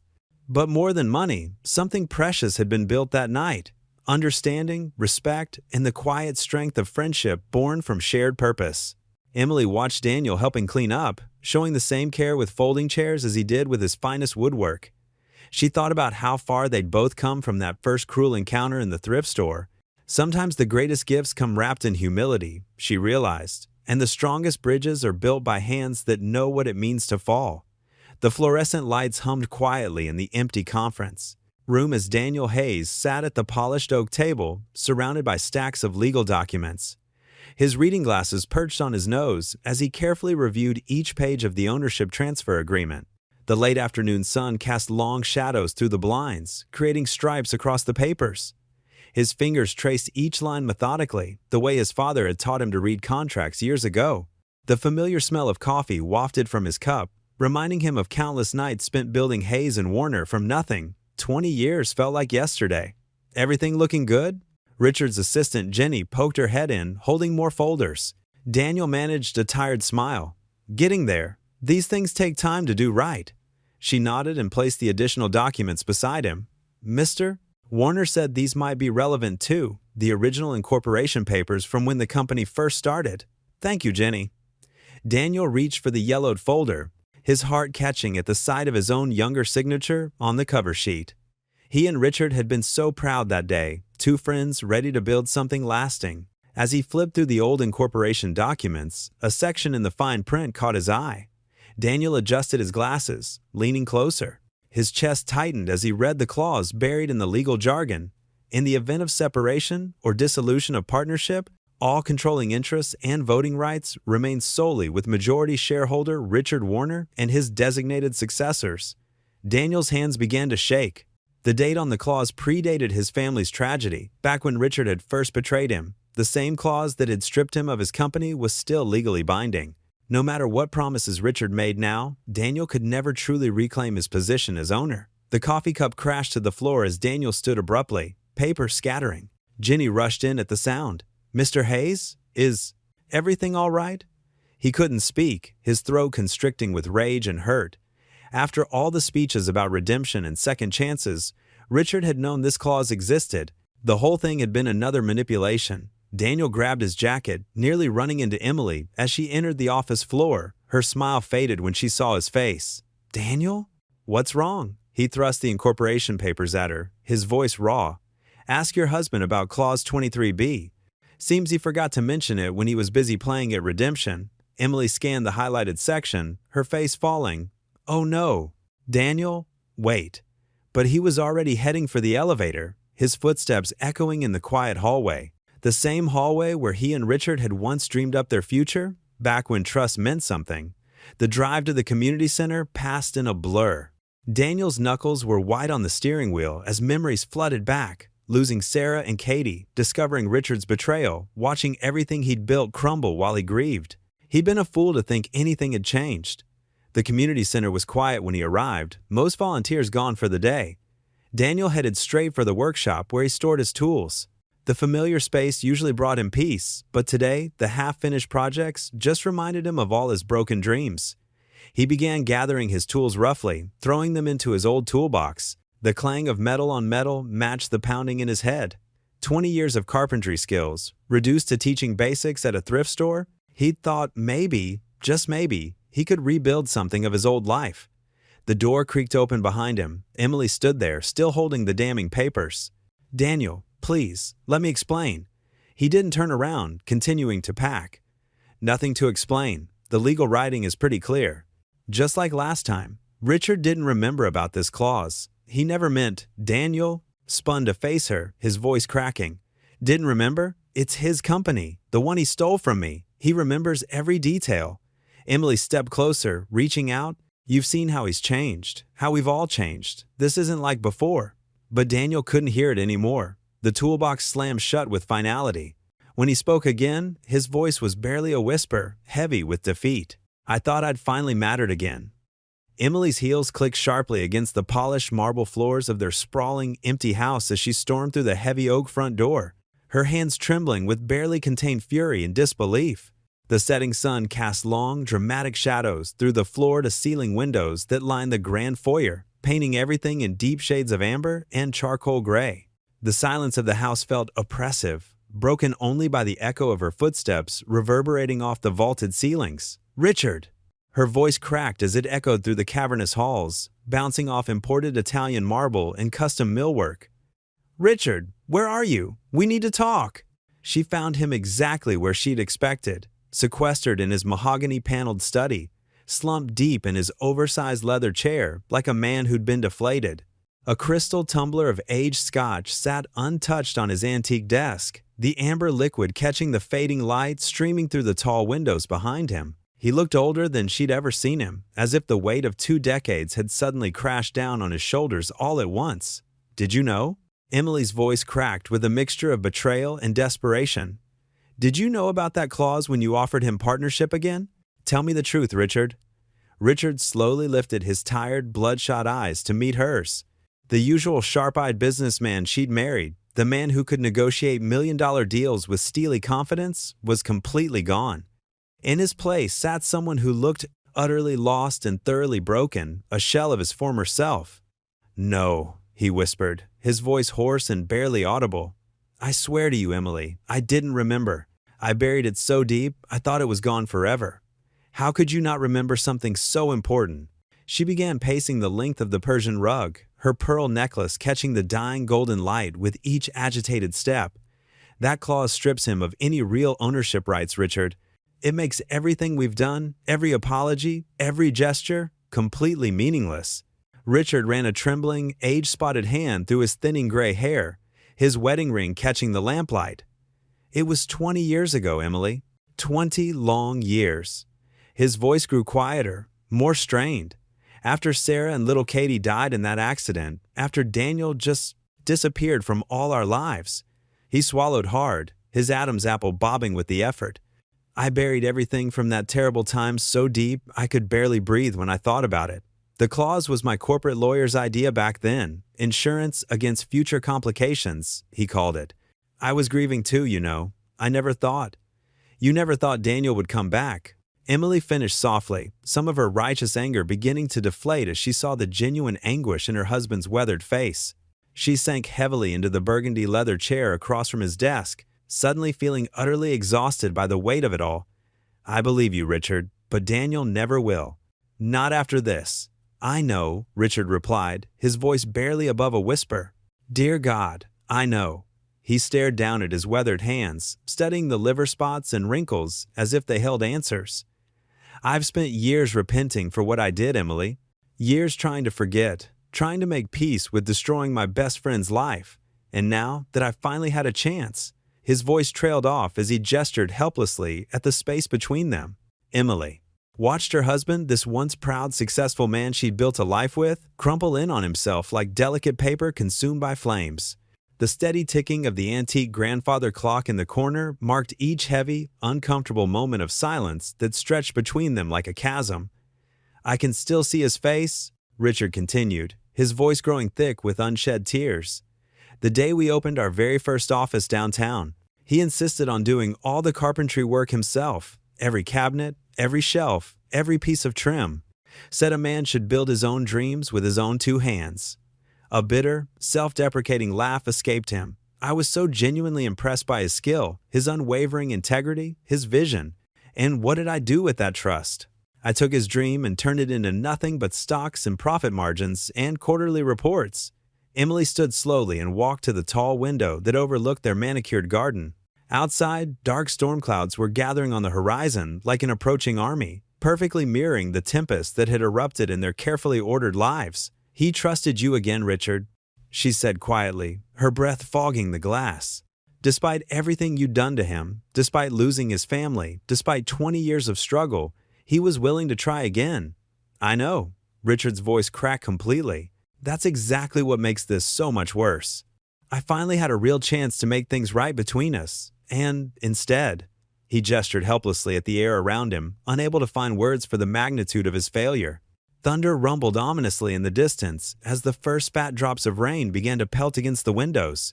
Emily pressed her forehead against the cool glass, watching the water trace intricate patterns down the pane like tears. Her own reflection stared back at her from the darkening glass, and she couldn't help but remember that awful day in the thrift store. How easily, how carelessly she'd judged a man who'd already lost everything that mattered. "I saw him today," she said quietly, her voice barely audible over the increasing rain. "At the Veterans Community Center? Did you know he's been teaching those disabled veterans how to build children's furniture? Rocking chairs, toy chests, little tables and chairs." She paused, swallowing past the lump in her throat. "They donate every single piece to local shelters and foster homes. Even after everything life has thrown at him, everything he's lost, he's still trying to build beautiful things for others." Richard picked up his untouched scotch with a visibly shaking hand, stared at it for a long moment, then set it back down without taking a sip. "He was always the better man," he admitted, his voice thick with regret. "I knew it back then, and I know it even more clearly now." He looked up at his wife with eyes that glistened with unshed tears. "How do you fix 20 years of wrong, Emily? How do you possibly make up for destroying someone's entire life?" The rain was falling steadily now, drumming against the windows in a hypnotic rhythm that filled the silence. Emily watched the streams of water blur the world outside into soft impressionist strokes of gray and deep green. In that quiet moment, something crystallized in her mind with startling clarity, a truth as pure and clear as the first raindrop on glass. She turned from the window to face her broken husband, her voice steady despite the tears threatening to fall. "Then maybe you don't try to undo it," she whispered. "Maybe you just atone." The autumn chill crept through Willow Creek as leaves scattered across empty sidewalks. At the community center, Daniel worked alone, his methodical sanding creating a quiet rhythm that filled the workshop. 3 unanswered messages blinked on his phone, 2 from Emily, 1 from Richard. He hadn't bothered reading them. The wooden table beneath his hands was taking shape, destined for a veteran's new apartment. Daniel focused on each stroke, letting the familiar motion dull his thoughts. Sawdust coated his worn jacket like a second skin. "Dad?" Noah stood in the doorway, backpack slung over one shoulder. "It's almost 7. Are we having dinner?" Daniel looked up, blinking as if waking from a dream. "Sorry, son." Lost track of time. He brushed sawdust from his hands but made no move to pack up his tools. "There's some leftover chili in the fridge." Noah shifted his weight, uncertainty clear in his young face. "You said that yesterday. And the day before. I'll be home soon." Daniel promised, already turning back to his work. "Just need to finish this section." "That's what you said last night too." Noah's voice carried a hint of frustration. "You barely said 10 words at breakfast. Or the morning before that." Daniel's hands stilled on the wood. The silence between them felt heavy, loaded with unspoken words. Finally, he said softly, "I know. I'm sorry, Noah. I just need some time." "Time for what? To disappear again?" Noah's voice cracked. "Like after Mom and Katie?" The mention of his late wife and daughter made Daniel flinch. He gripped the edge of the table, knuckles white. "That's not fair, son. Neither is shutting me out." Noah dropped his backpack with a thud. "I'm not a little kid anymore, Dad. I can handle the truth." Before Daniel could respond, a gentle knock interrupted them. Emily stood in the workshop entrance, holding a covered casserole dish. Her elegant clothes looked out of place among the tools and sawdust. "I hope I'm not interrupting," she said softly. "I brought dinner. My mother's recipe for chicken pot pie." Daniel's expression remained carefully neutral. "You didn't have to do that. I wanted to." Emily stepped inside, setting the dish on a clean workbench. "Noah mentioned you've been working late.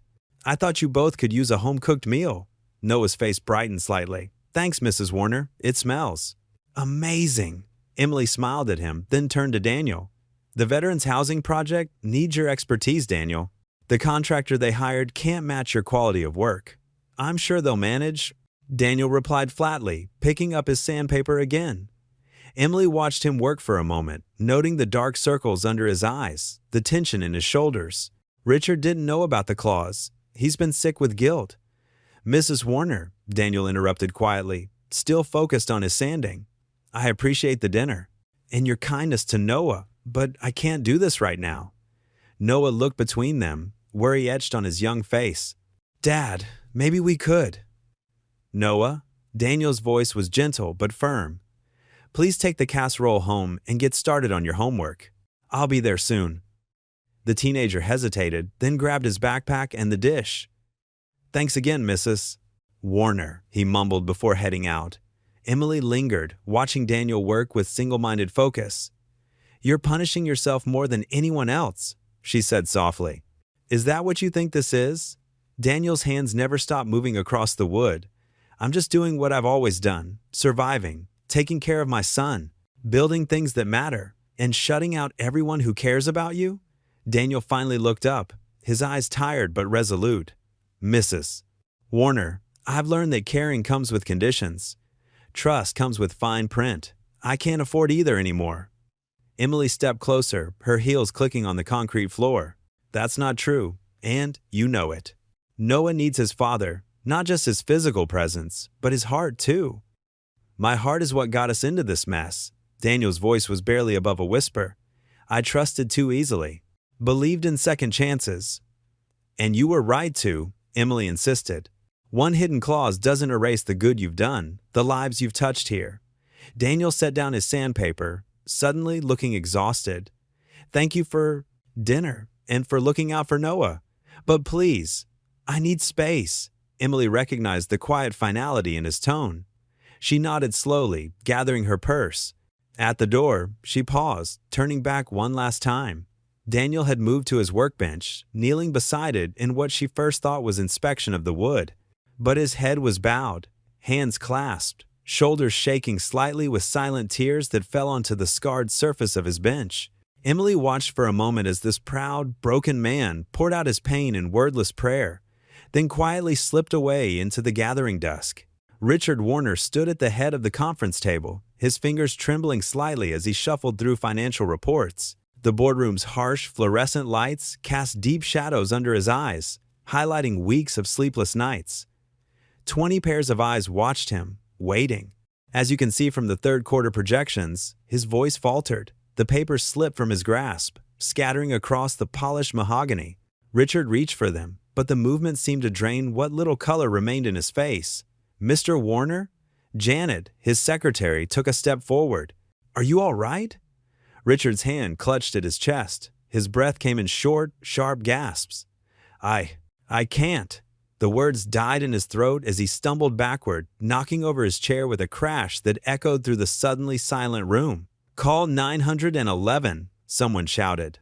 Janet was already on her phone, her voice tight with panic as she gave the dispatcher their location. Richard slumped against the wall, his eyes wide with fear. Within minutes, the quiet corporate hallways erupted with the sound of rushing footsteps and urgent voices. Paramedics burst through the door with their equipment, quickly assessing Richard's condition. Their faces grew grave as they worked. Possible cardiac event, one said into his radio. Patient showing signs of acute distress. Emily arrived just as they were, loading Richard into the ambulance. Her designer heels clattered across the parking lot as she ran, her face pale with worry. "Richard!" she called out, catching his hand before they closed the doors. His skin felt cold and clammy against hers. "Ma'am, you can follow us to Memorial," a paramedic said gently, helping her step back. The ambulance's sirens wailed to life, and Emily watched it disappear around the corner, her heart pounding. At the hospital, the waiting room felt like a prison cell. Emily paced back and forth, her phone pressed to her ear. "Please, Daniel," she whispered, leaving her third voicemail. "I know you're angry, and you have every right to be. But Richard, he's had a heart attack. It's bad. Please come." Hours crawled by. Doctors came and went, their faces serious as they explained terms like myocardial infarction and severe blockage. Emily barely heard them through her fog of worry. She tried Daniel's number again. This time, he answered. "Emily?" His voice was flat, guarded. "Daniel, please," she said, fighting back tears. "The doctors say. They say he might not." She couldn't finish the sentence. "I'm sorry about Richard," Daniel replied quietly, "but I can't be there." "Not after everything, Daniel. Goodbye, Emily." The line went dead. Emily sank into an uncomfortable plastic chair, her shoulders shaking with silent sobs. Back at their modest apartment, Daniel set his phone down on the kitchen counter. His hands were steady, but his jaw was clenched tight. Noah stood in the doorway, watching his father with concerned eyes. "That was Mrs. Warner, wasn't it?" Noah asked softly. Daniel nodded, not turning around. "Mr. Warner's in the hospital. Heart attack." Are we going? No. Daniel started washing dishes that didn't need washing, the water running too hot over his hands.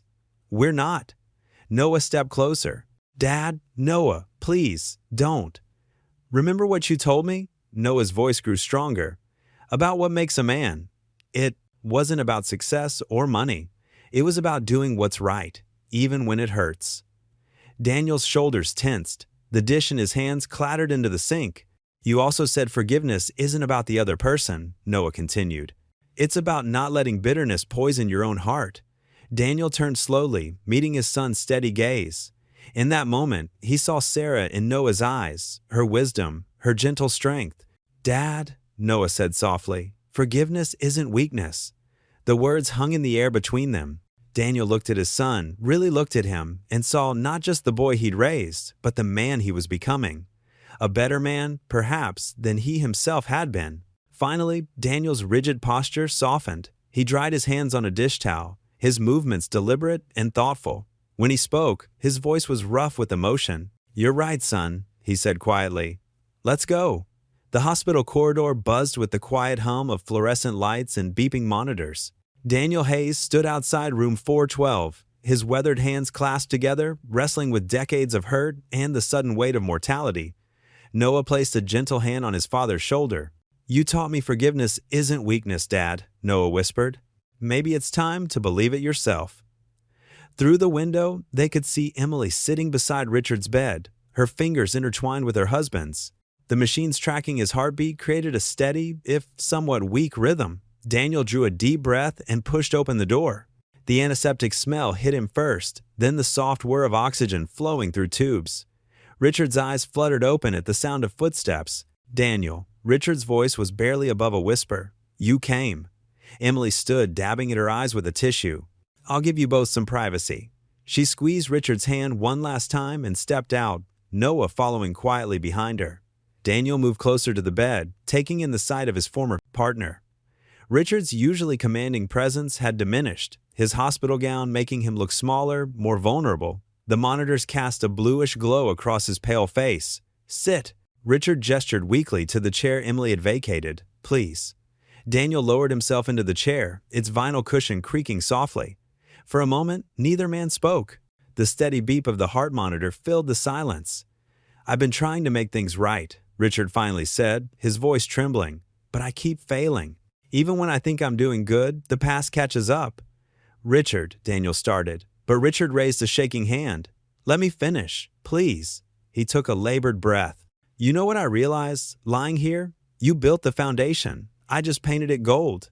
A bitter smile crossed his face. And gold paint. It chips away eventually. Shows what's underneath. Daniel leaned forward, resting his elbows on his knees. We both made that company what it was. No.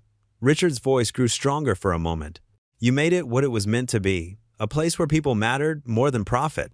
Where integrity wasn't just a word in a mission statement. He coughed, and Daniel automatically reached for the water glass on the bedside table. After taking a small sip through the straw, Richard continued. I have something for you. He motioned toward a leather portfolio on the table. Emily, she helped me prepare it yesterday. Would you? Daniel retrieved the portfolio and opened it. Inside were legal documents, property deeds, and bank statements. His eyes widened as he scanned the contents. My personal assets, Richard explained. All of them, separate from the company. I'm signing them over to you and Noah. He managed a weak smile. This won't fix the past, but maybe it'll build someone's future. Richard, I can't. You can. And you will. Richard's voice carried a hint of his old authority. Not for me, for those veterans you help, for kids like Noah, who deserve a chance at college, for all the foundations we should have built together. Tears welled in Daniel's eyes as he looked at the man who had once been both friend and betrayer. I forgive you, he said softly. I think I forgave you a long time ago. I just couldn't admit it. Richard's eyes glistened. You're a better man than I ever was, Daniel Hayes. He reached out with a trembling hand, and Daniel took it without hesitation. Promise me something? What's that? Don't let the gold paint fool you anymore. Build things that last. Daniel squeezed his hand gently. I promise. They sat in comfortable silence for a while, the tension of years melting away. Emily peeked in occasionally but didn't interrupt. The sunset painted the room in warm oranges and pinks, a stark contrast to the clinical white walls. Richard's breathing grew more labored as evening approached. "Would you pray with me?" he asked suddenly. "Like we used to, before board meetings?" Daniel nodded, his throat tight. He bowed his head, still holding Richard's hand. "Dear Lord," he began, his voice steady despite the tears.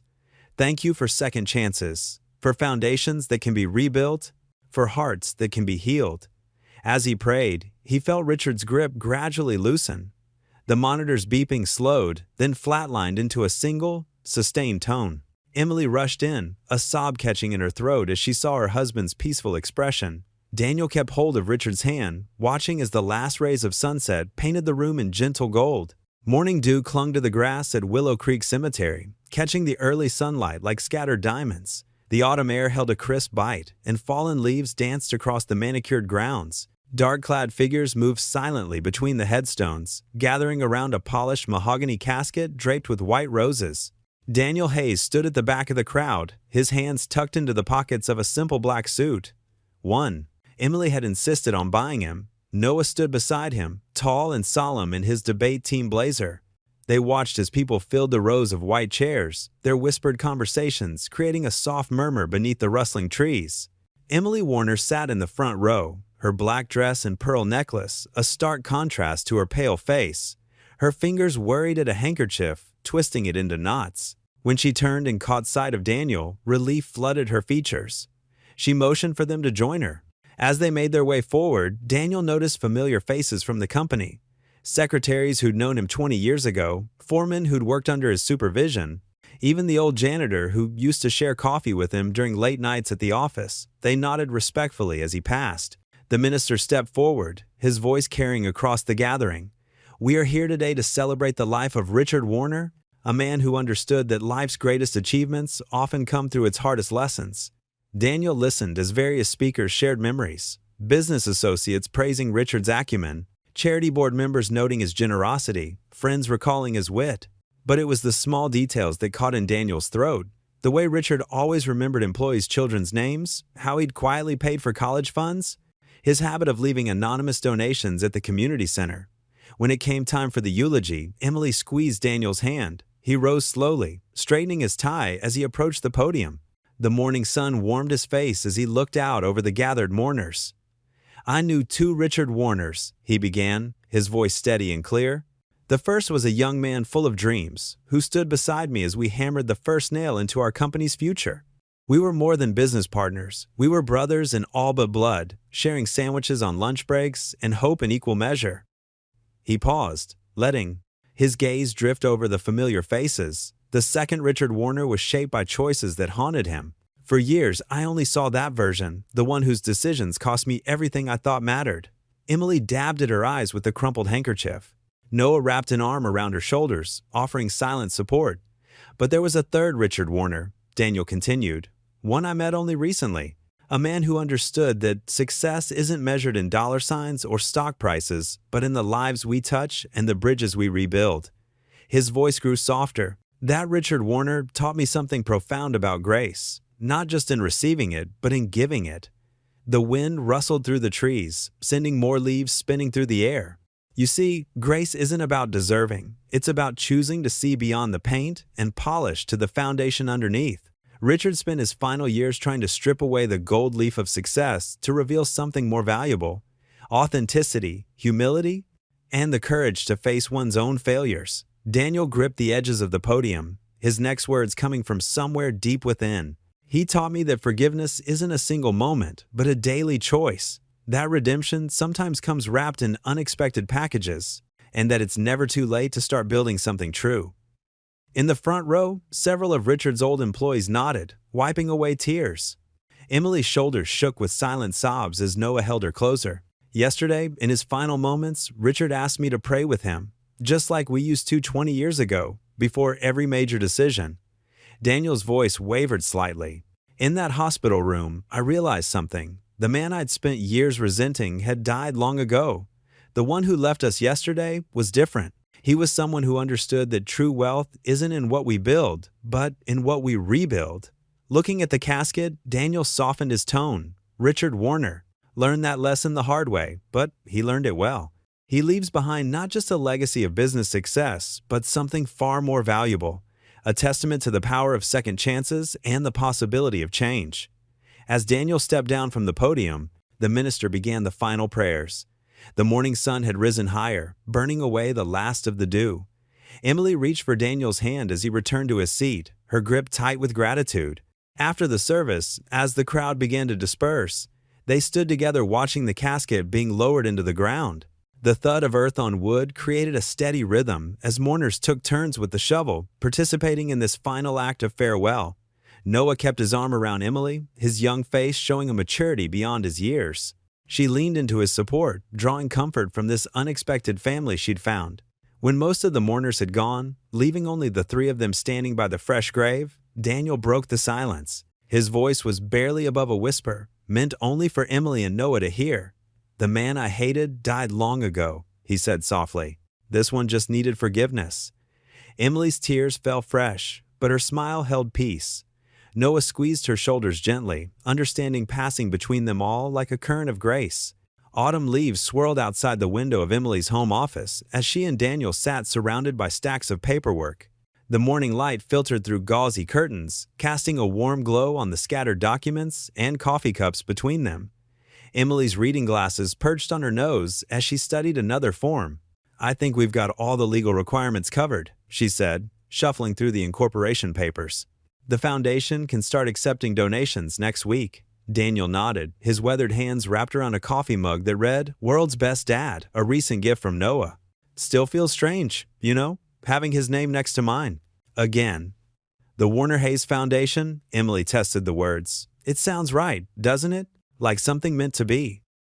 "Sarah would have loved this," Daniel said softly, touching the silver wedding band he still wore. "She always said true healing comes from helping others heal." Noah burst into the room, his laptop tucked under his arm, dark hair tousled from running. "I've finished it," he announced, setting the computer down between them. "The logo design, what do you think?" On the screen, a simple yet elegant design appeared, two hands clasped together, forming the shape of a house. Below, in clean typography, the Warner Hayes Foundation, building second chances. Emily's eyes welled up. "Oh, Noah, it's perfect." Daniel squeezed his son's shoulder. "You've got your mother's eye for beauty, that's for sure. I wanted it to show what we're really about," Noah explained, his voice earnest. "Not just building houses, but building hope. Like what happened with us." The phone rang, and Emily answered it. Her face brightened as she listened. "That's wonderful news." "Yes, we'll be there tomorrow morning." She hung up and turned to them. "The zoning board approved our request. We can start renovating the old warehouse next week. First project of the foundation," Daniel mused. "From empty building to veteran housing and training center. Just like the one that helped us," Noah added. Throughout the next few weeks, word spread through Willow Creek about the foundation. Emily's social connections, once focused on charity galas and fashion shows, now buzzed with genuine excitement about making real change. The local newspaper ran a front-page story. From rivalry to redemption, local business leaders' legacy of second chances. The article detailed Richard's final act of generosity and Daniel's journey from loss to forgiveness. Applications from veterans and single parents began pouring in. At the community center, Daniel and Noah worked side by side, teaching basic carpentry to the first group of veterans. Emily managed the administrative side, her organizational skills proving invaluable. The same determination that once drove her social climbing now powered something meaningful. "Mr. Hayes?" A veteran named Mike approached Daniel one afternoon, holding up a perfectly joined piece of woodwork. "Never thought I'd be able to do something like this with my hands shaking so bad. But you were right, the wood, it kind of steadies you." Daniel smiled, remembering his own healing journey through working with his hands. "Wood's honest that way. Doesn't care about your past, just how you treat it in the present." The warehouse renovation progressed quickly, with volunteer crews working alongside the veterans in training. Local businesses donated materials, and former employees from Hayes and Warner Builders offered their expertise. The community's response overwhelmed Emily. "I used to think I knew everyone who mattered in this town," she confessed to Daniel one evening as they watched volunteers painting walls. "Now I realize I was looking in all the wrong places." Noah spent his after-school hours helping wherever needed, proud to see his father's quiet strength touching so many lives. He'd overheard someone call Daniel a silent hero and couldn't think of a better description. The day they hung the sign on the renovated community center, a small crowd gathered. Daniel stepped back, taking in the fresh paint and new windows, remembering the broken-down building it had been just months ago. Emily stood beside him, her designer clothes long since traded for practical workwear. "Richard would be proud," she said softly. "This is what redemption looks like." "This is what grace looks like," Daniel corrected gently. Noah emerged from inside, carrying a wooden plaque he'd crafted himself. The words were carved deep and clear. "Grace is never out of stock." Daniel's eyes misted as he helped his son hang it above the entrance. The morning sun caught the polished wood, making it glow like a promise kept. The three of them stood together, watching as people filed in for the day's training sessions. Veterans with new purpose in their steps, single parents finding hope in fresh starts, volunteers carrying coffee and donuts, sharing stories and smiles. "Ready for another day?" Emily asked, her voice warm with friendship and shared purpose. Daniel nodded, touching the plaque one last time before heading inside. "Grace is never out of stock," he repeated softly, "and neither is hope." The morning sun streamed through the community center's tall windows, casting long golden rectangles across the worn wooden floors. Dust motes danced in the warm light like tiny stars, and the air carried the familiar scent of old books and fresh coffee from the volunteer kitchen. Noah sat at one of the donated tables, his hands trembling as he stared at the thick envelope from Stanford University.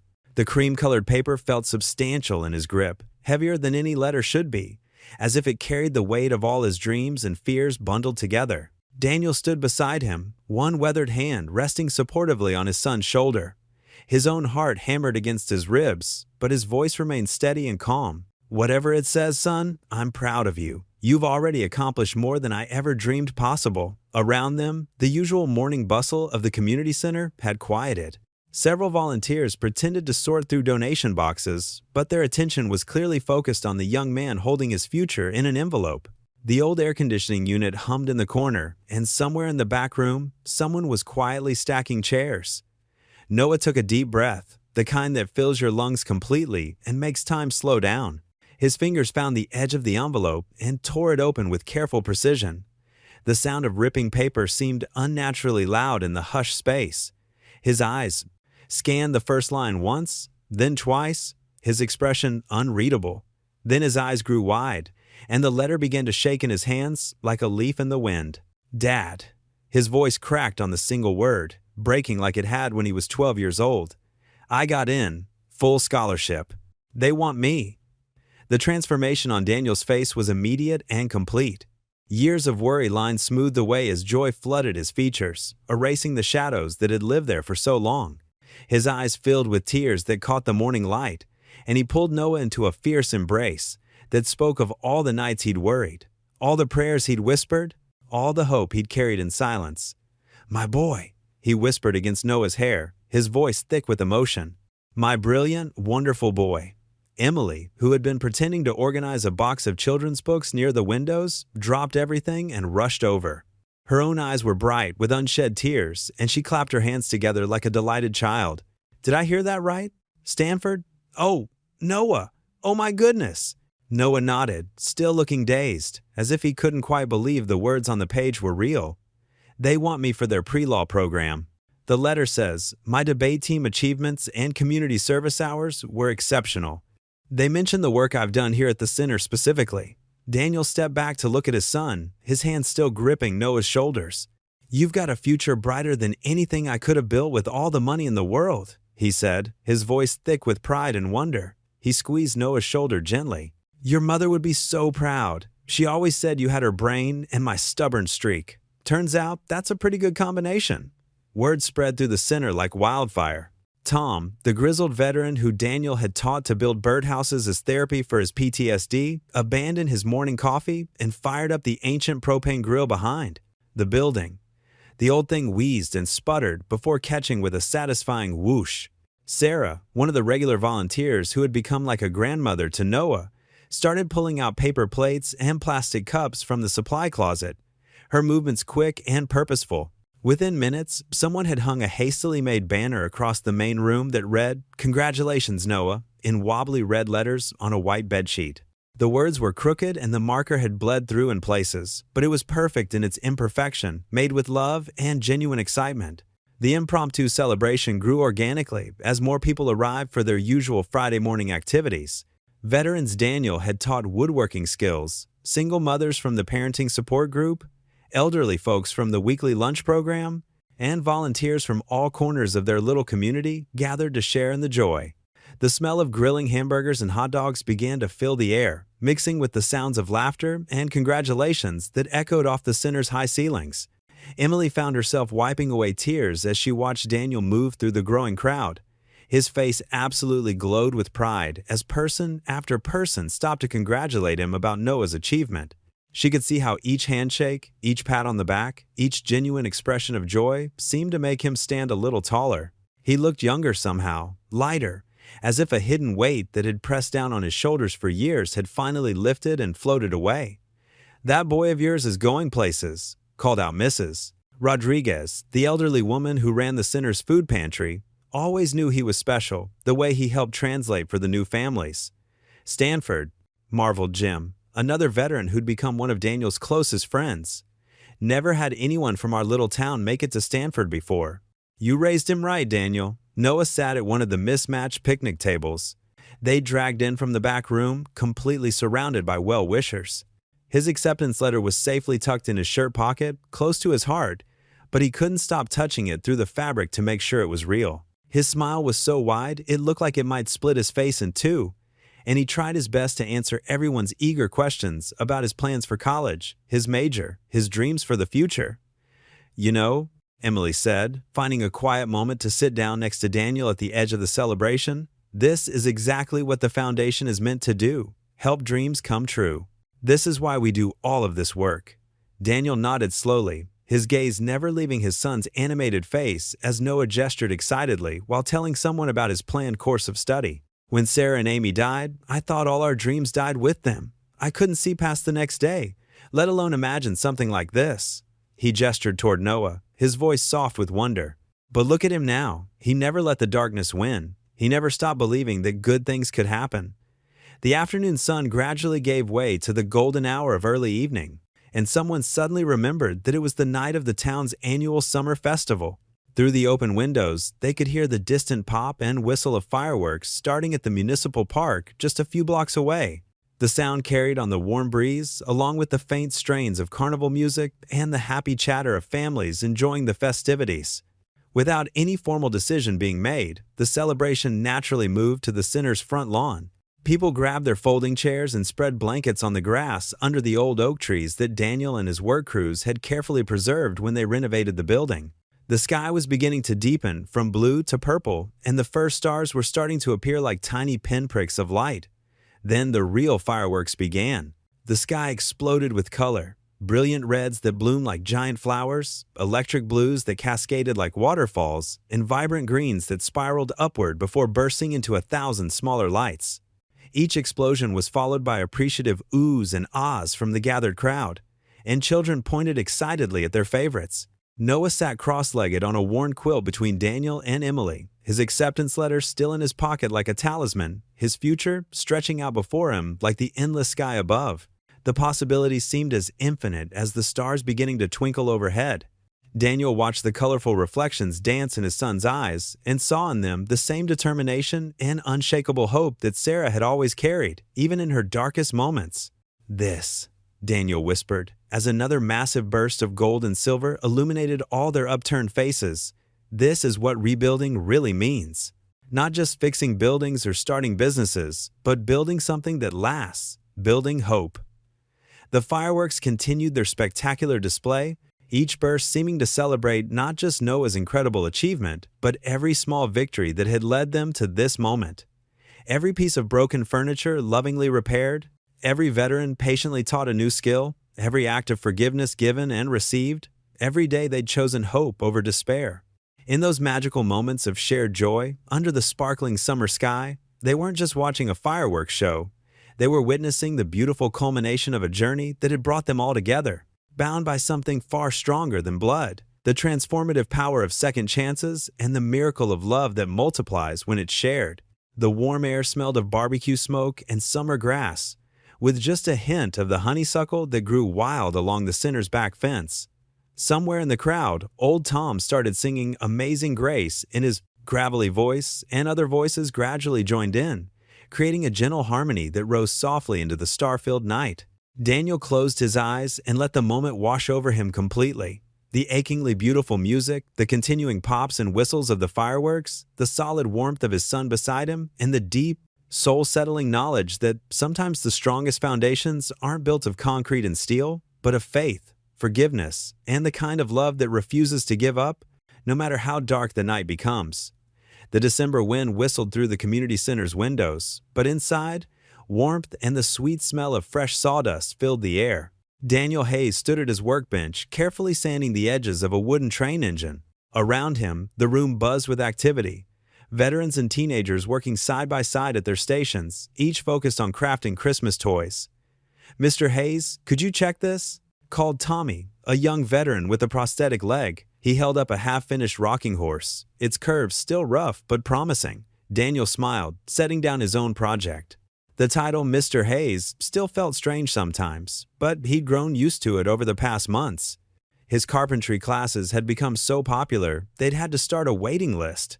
"Looking good, Tommy," he said, running his hand along the horse's neck. "Just remember what I taught you about following the grain when you sand, like this." He demonstrated with smooth, sure strokes. At the next table, 16-year-old Maria carefully painted delicate flowers on a dollhouse. She'd been one of his first students, originally sent by her probation officer. Now she was one of his best helpers. Emily Warner entered carrying boxes of wrapping paper and ribbons, her cheeks pink from the cold. "The elves have arrived," she announced, setting down her supplies. She'd traded her designer clothes for jeans and a comfortable sweater, looking more at home here than she ever had at country club gatherings. "Perfect timing," Daniel said. "We've got quite a collection ready for wrapping." Along the back wall, finished toys waited in neat rows, wooden cars with spinning wheels, trains with connecting cars, dollhouses with tiny furniture, rocking horses ready for paint, and building blocks smooth as silk. Each piece had been crafted with careful attention to detail and safety.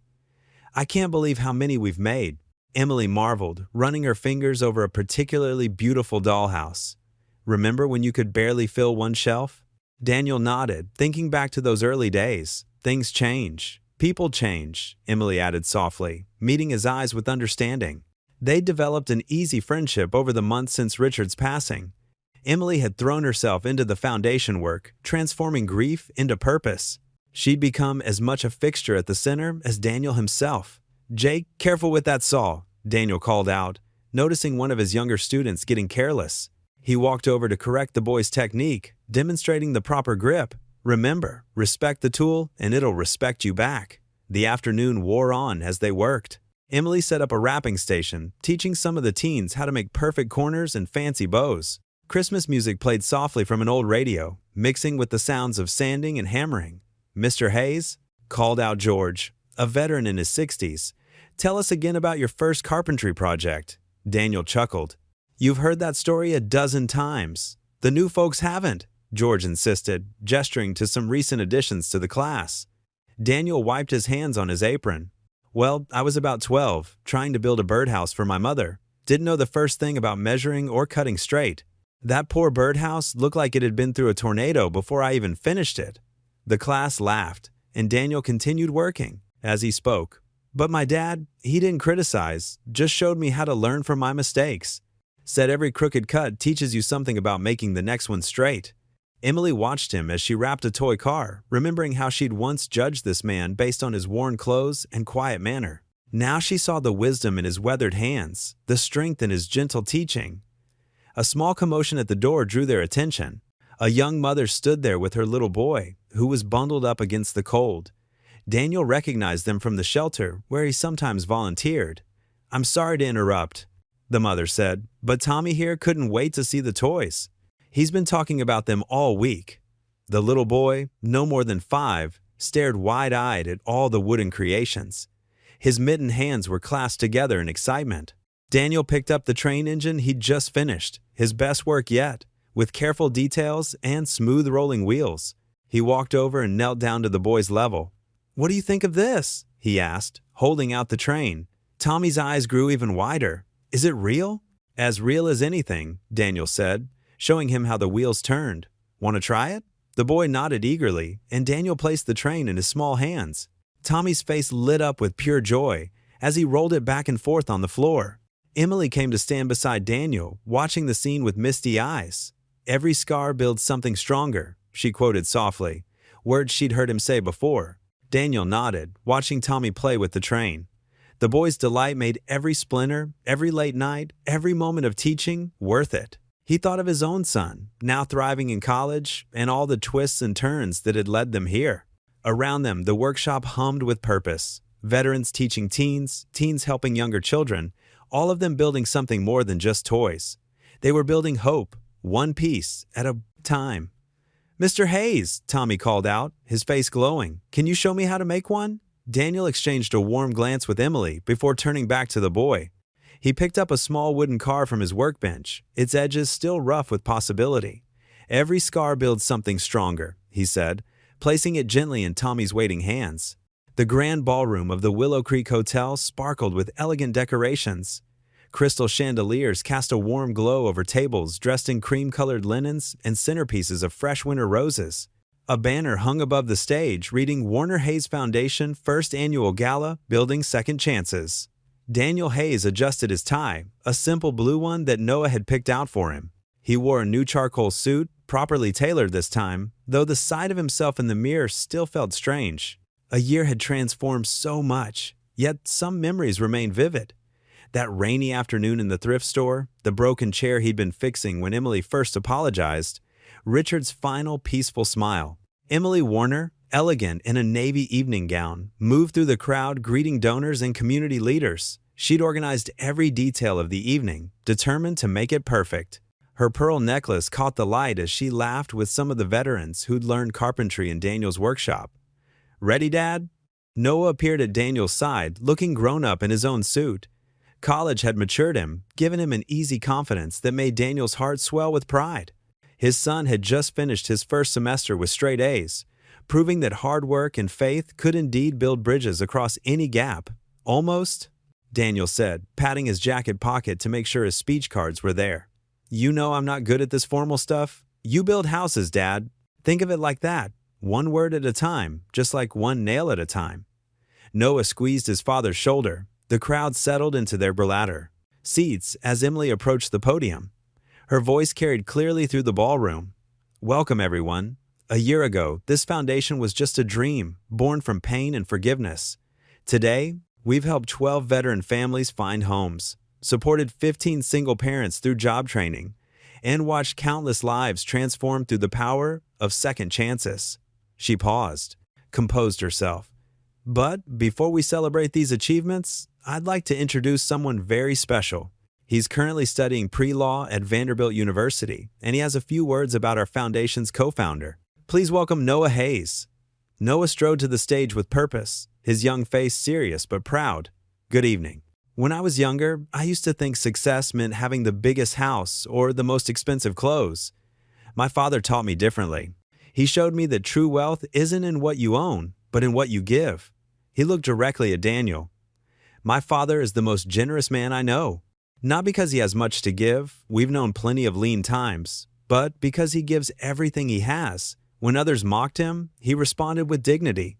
When betrayed, he chose forgiveness. When broken, he rebuilt himself by helping others rebuild their lives." Daniel felt tears threatening. He blinked them back, remembering all the nights he'd prayed for strength to keep going, to show Noah a better way than bitterness. "Ladies and gentlemen," Noah continued, his voice strong and clear, "please welcome my father, Daniel Hayes." The applause was warm as Daniel made his way to the podium. He hugged his son, then faced the crowd. His hands trembled slightly as he pulled out his cards, but when he spoke, his voice was steady. "Thank you all for being here tonight. A wise man once told me that you build the foundation first, then the walls." He paused, remembering Richard's last words. "My old friend Richard Warner understood that in the end. He taught me that sometimes Our greatest mistakes can lead to our greatest redemption if we're brave enough to face them. Emily dabbed at her eyes with a tissue as Daniel continued. This foundation exists because two people had the courage to change. Emily Warner could have walked away after that day in the thrift store. Instead, she chose to look deeper, to see beyond appearances. Richard could have taken his guilt to his grave. Instead, he chose to make amends, to turn wrongs into right. Daniel's voice grew stronger. Every day at our community center, I watch people rebuild their lives. Veterans learning new skills, single parents finding hope, young people discovering their worth. And you know what amazes me most? It's not the physical transformations, though those are wonderful. It's the moment when someone realizes they matter, that their story isn't over, that grace is still possible. He looked at Emily, then at Noah. A year ago, I was a bitter man, hiding behind pride and pain. Today, I stand here surrounded by family, not by blood, but by choice, by faith, by forgiveness. The audience rose to their feet, applause thundering through the ballroom. Noah rushed forward to embrace his father. Emily stood at her table, tears flowing freely now, but her smile radiant with joy and pride. As the applause continued, Daniel caught Emily's eye across the room. She nodded, understanding passing between them. They had all been strangers once, proud, hurt, lost in their own ways. Now they were family, bound together by something stronger than success or status. The courage to believe in second chances. The standing ovation continued, filling the ballroom with the sound of hope renewed and grace revealed. Through the windows, snow had begun to fall softly over Willow Creek, each flake a tiny new beginning. Sunlight glinted off fresh snow as Daniel Hayes pulled into the parking lot of what was once simply Willow Creek Thrift. The newly painted sign above the entrance now read, "The Second, Chance Store," in warm burgundy letters. He sat in his truck for a moment, fingers tracing the worn steering wheel, remembering that rainy Thursday afternoon that had changed everything. The same bell chimed above the door as he walked in, but the interior was transformed. Fresh paint brightened the walls, new lighting illuminated every corner, and the shelves were neatly organized with carefully curated donations. Yet Daniel had insisted on keeping some things the same. The old wooden counter where he'd first stood in humiliation, now polished to a soft glow, and the creaky floorboard by the dressing rooms that sang with every step. "Morning, mister?" "Hayes," called Sarah, the teenage volunteer at the register. She was one of Noah's former classmates, now earning community service hours for college applications. "Morning, Sarah," Daniel replied, adjusting his worn jacket, the same one he'd worn that first day. He'd been offered newer ones countless times, but this one reminded him of where he'd started. Its patches and worn edges told a story of survival. In the back room, 4 veterans were already waiting by the workbenches. There was Mike, who'd lost his leg in Afghanistan, Tommy, still battling PTSD, but finding peace in working with his hands, Robert, who'd been homeless until the foundation helped him find housing, and James, the youngest, learning carpentry to start his own business. Ready to build some Christmas joy, gentlemen? Daniel set down his toolbox and pulled out detailed sketches of miniature Victorian-style dollhouses. Each one would be unique, painted in different colors, with tiny wooden furniture they'd craft by hand. "These are gorgeous, Daniel," Tommy said, running his finger along the blueprints. "But ain't they a bit complicated for beginners?" Daniel smiled, pulling out pre-cut pieces of pine. "That's why we work together. Sometimes the most beautiful things come from many hands working as one." They were deep in concentration, the quiet, broken only by the sound of sandpaper and careful measuring. When the door opened, the scent of chocolate and cinnamon drifted in before Emily appeared, carrying a large thermos and a stack of paper cups. "I thought you boys might need some fuel," she announced, setting down her offerings. Her designer clothes were gone, replaced by practical jeans and a comfortable sweater, but her pearls remained. A reminder that change didn't mean losing yourself entirely. "Emily, you're an angel," Mike declared, reaching eagerly for the cocoa.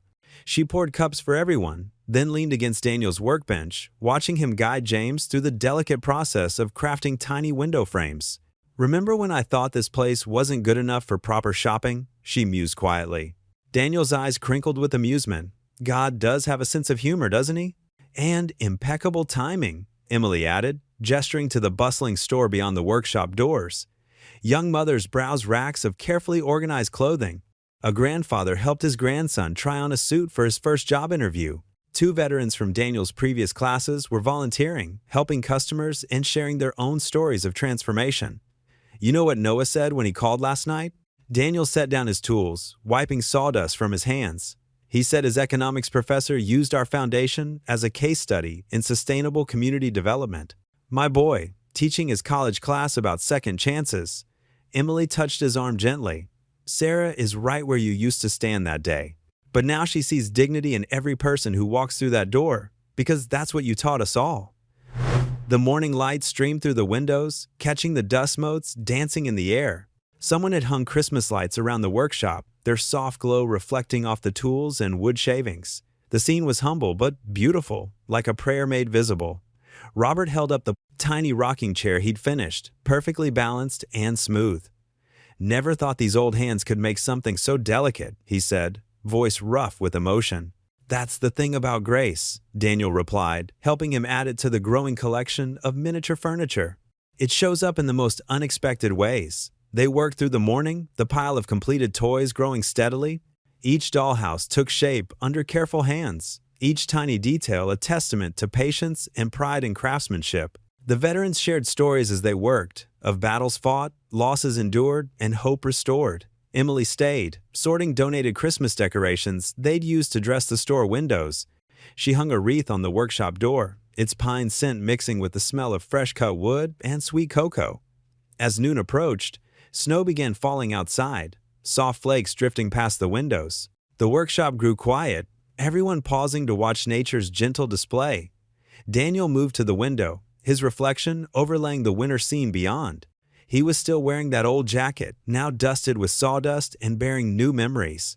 Looking around the room at the faces of friends who'd become family, at the beautiful things created by once broken hands, at the store that had transformed from a place of shame to a sanctuary of hope, Daniel felt a profound sense of peace. His voice was soft but clear in the quiet room as he whispered, "Sometimes God wraps grace in secondhand clothes." Through the shop window, the falling snow transformed the world into something new and pure, while inside, the warm glow of love and redemption shone like a beacon in the winter morning. What would you do if you were in their place? Comment your answer below, and let's see how you'd rewrite the ending. If you enjoyed the story of Daniel Hayes, I handpicked the next story that you will enjoy. Please don't miss this one. Click here to watch it.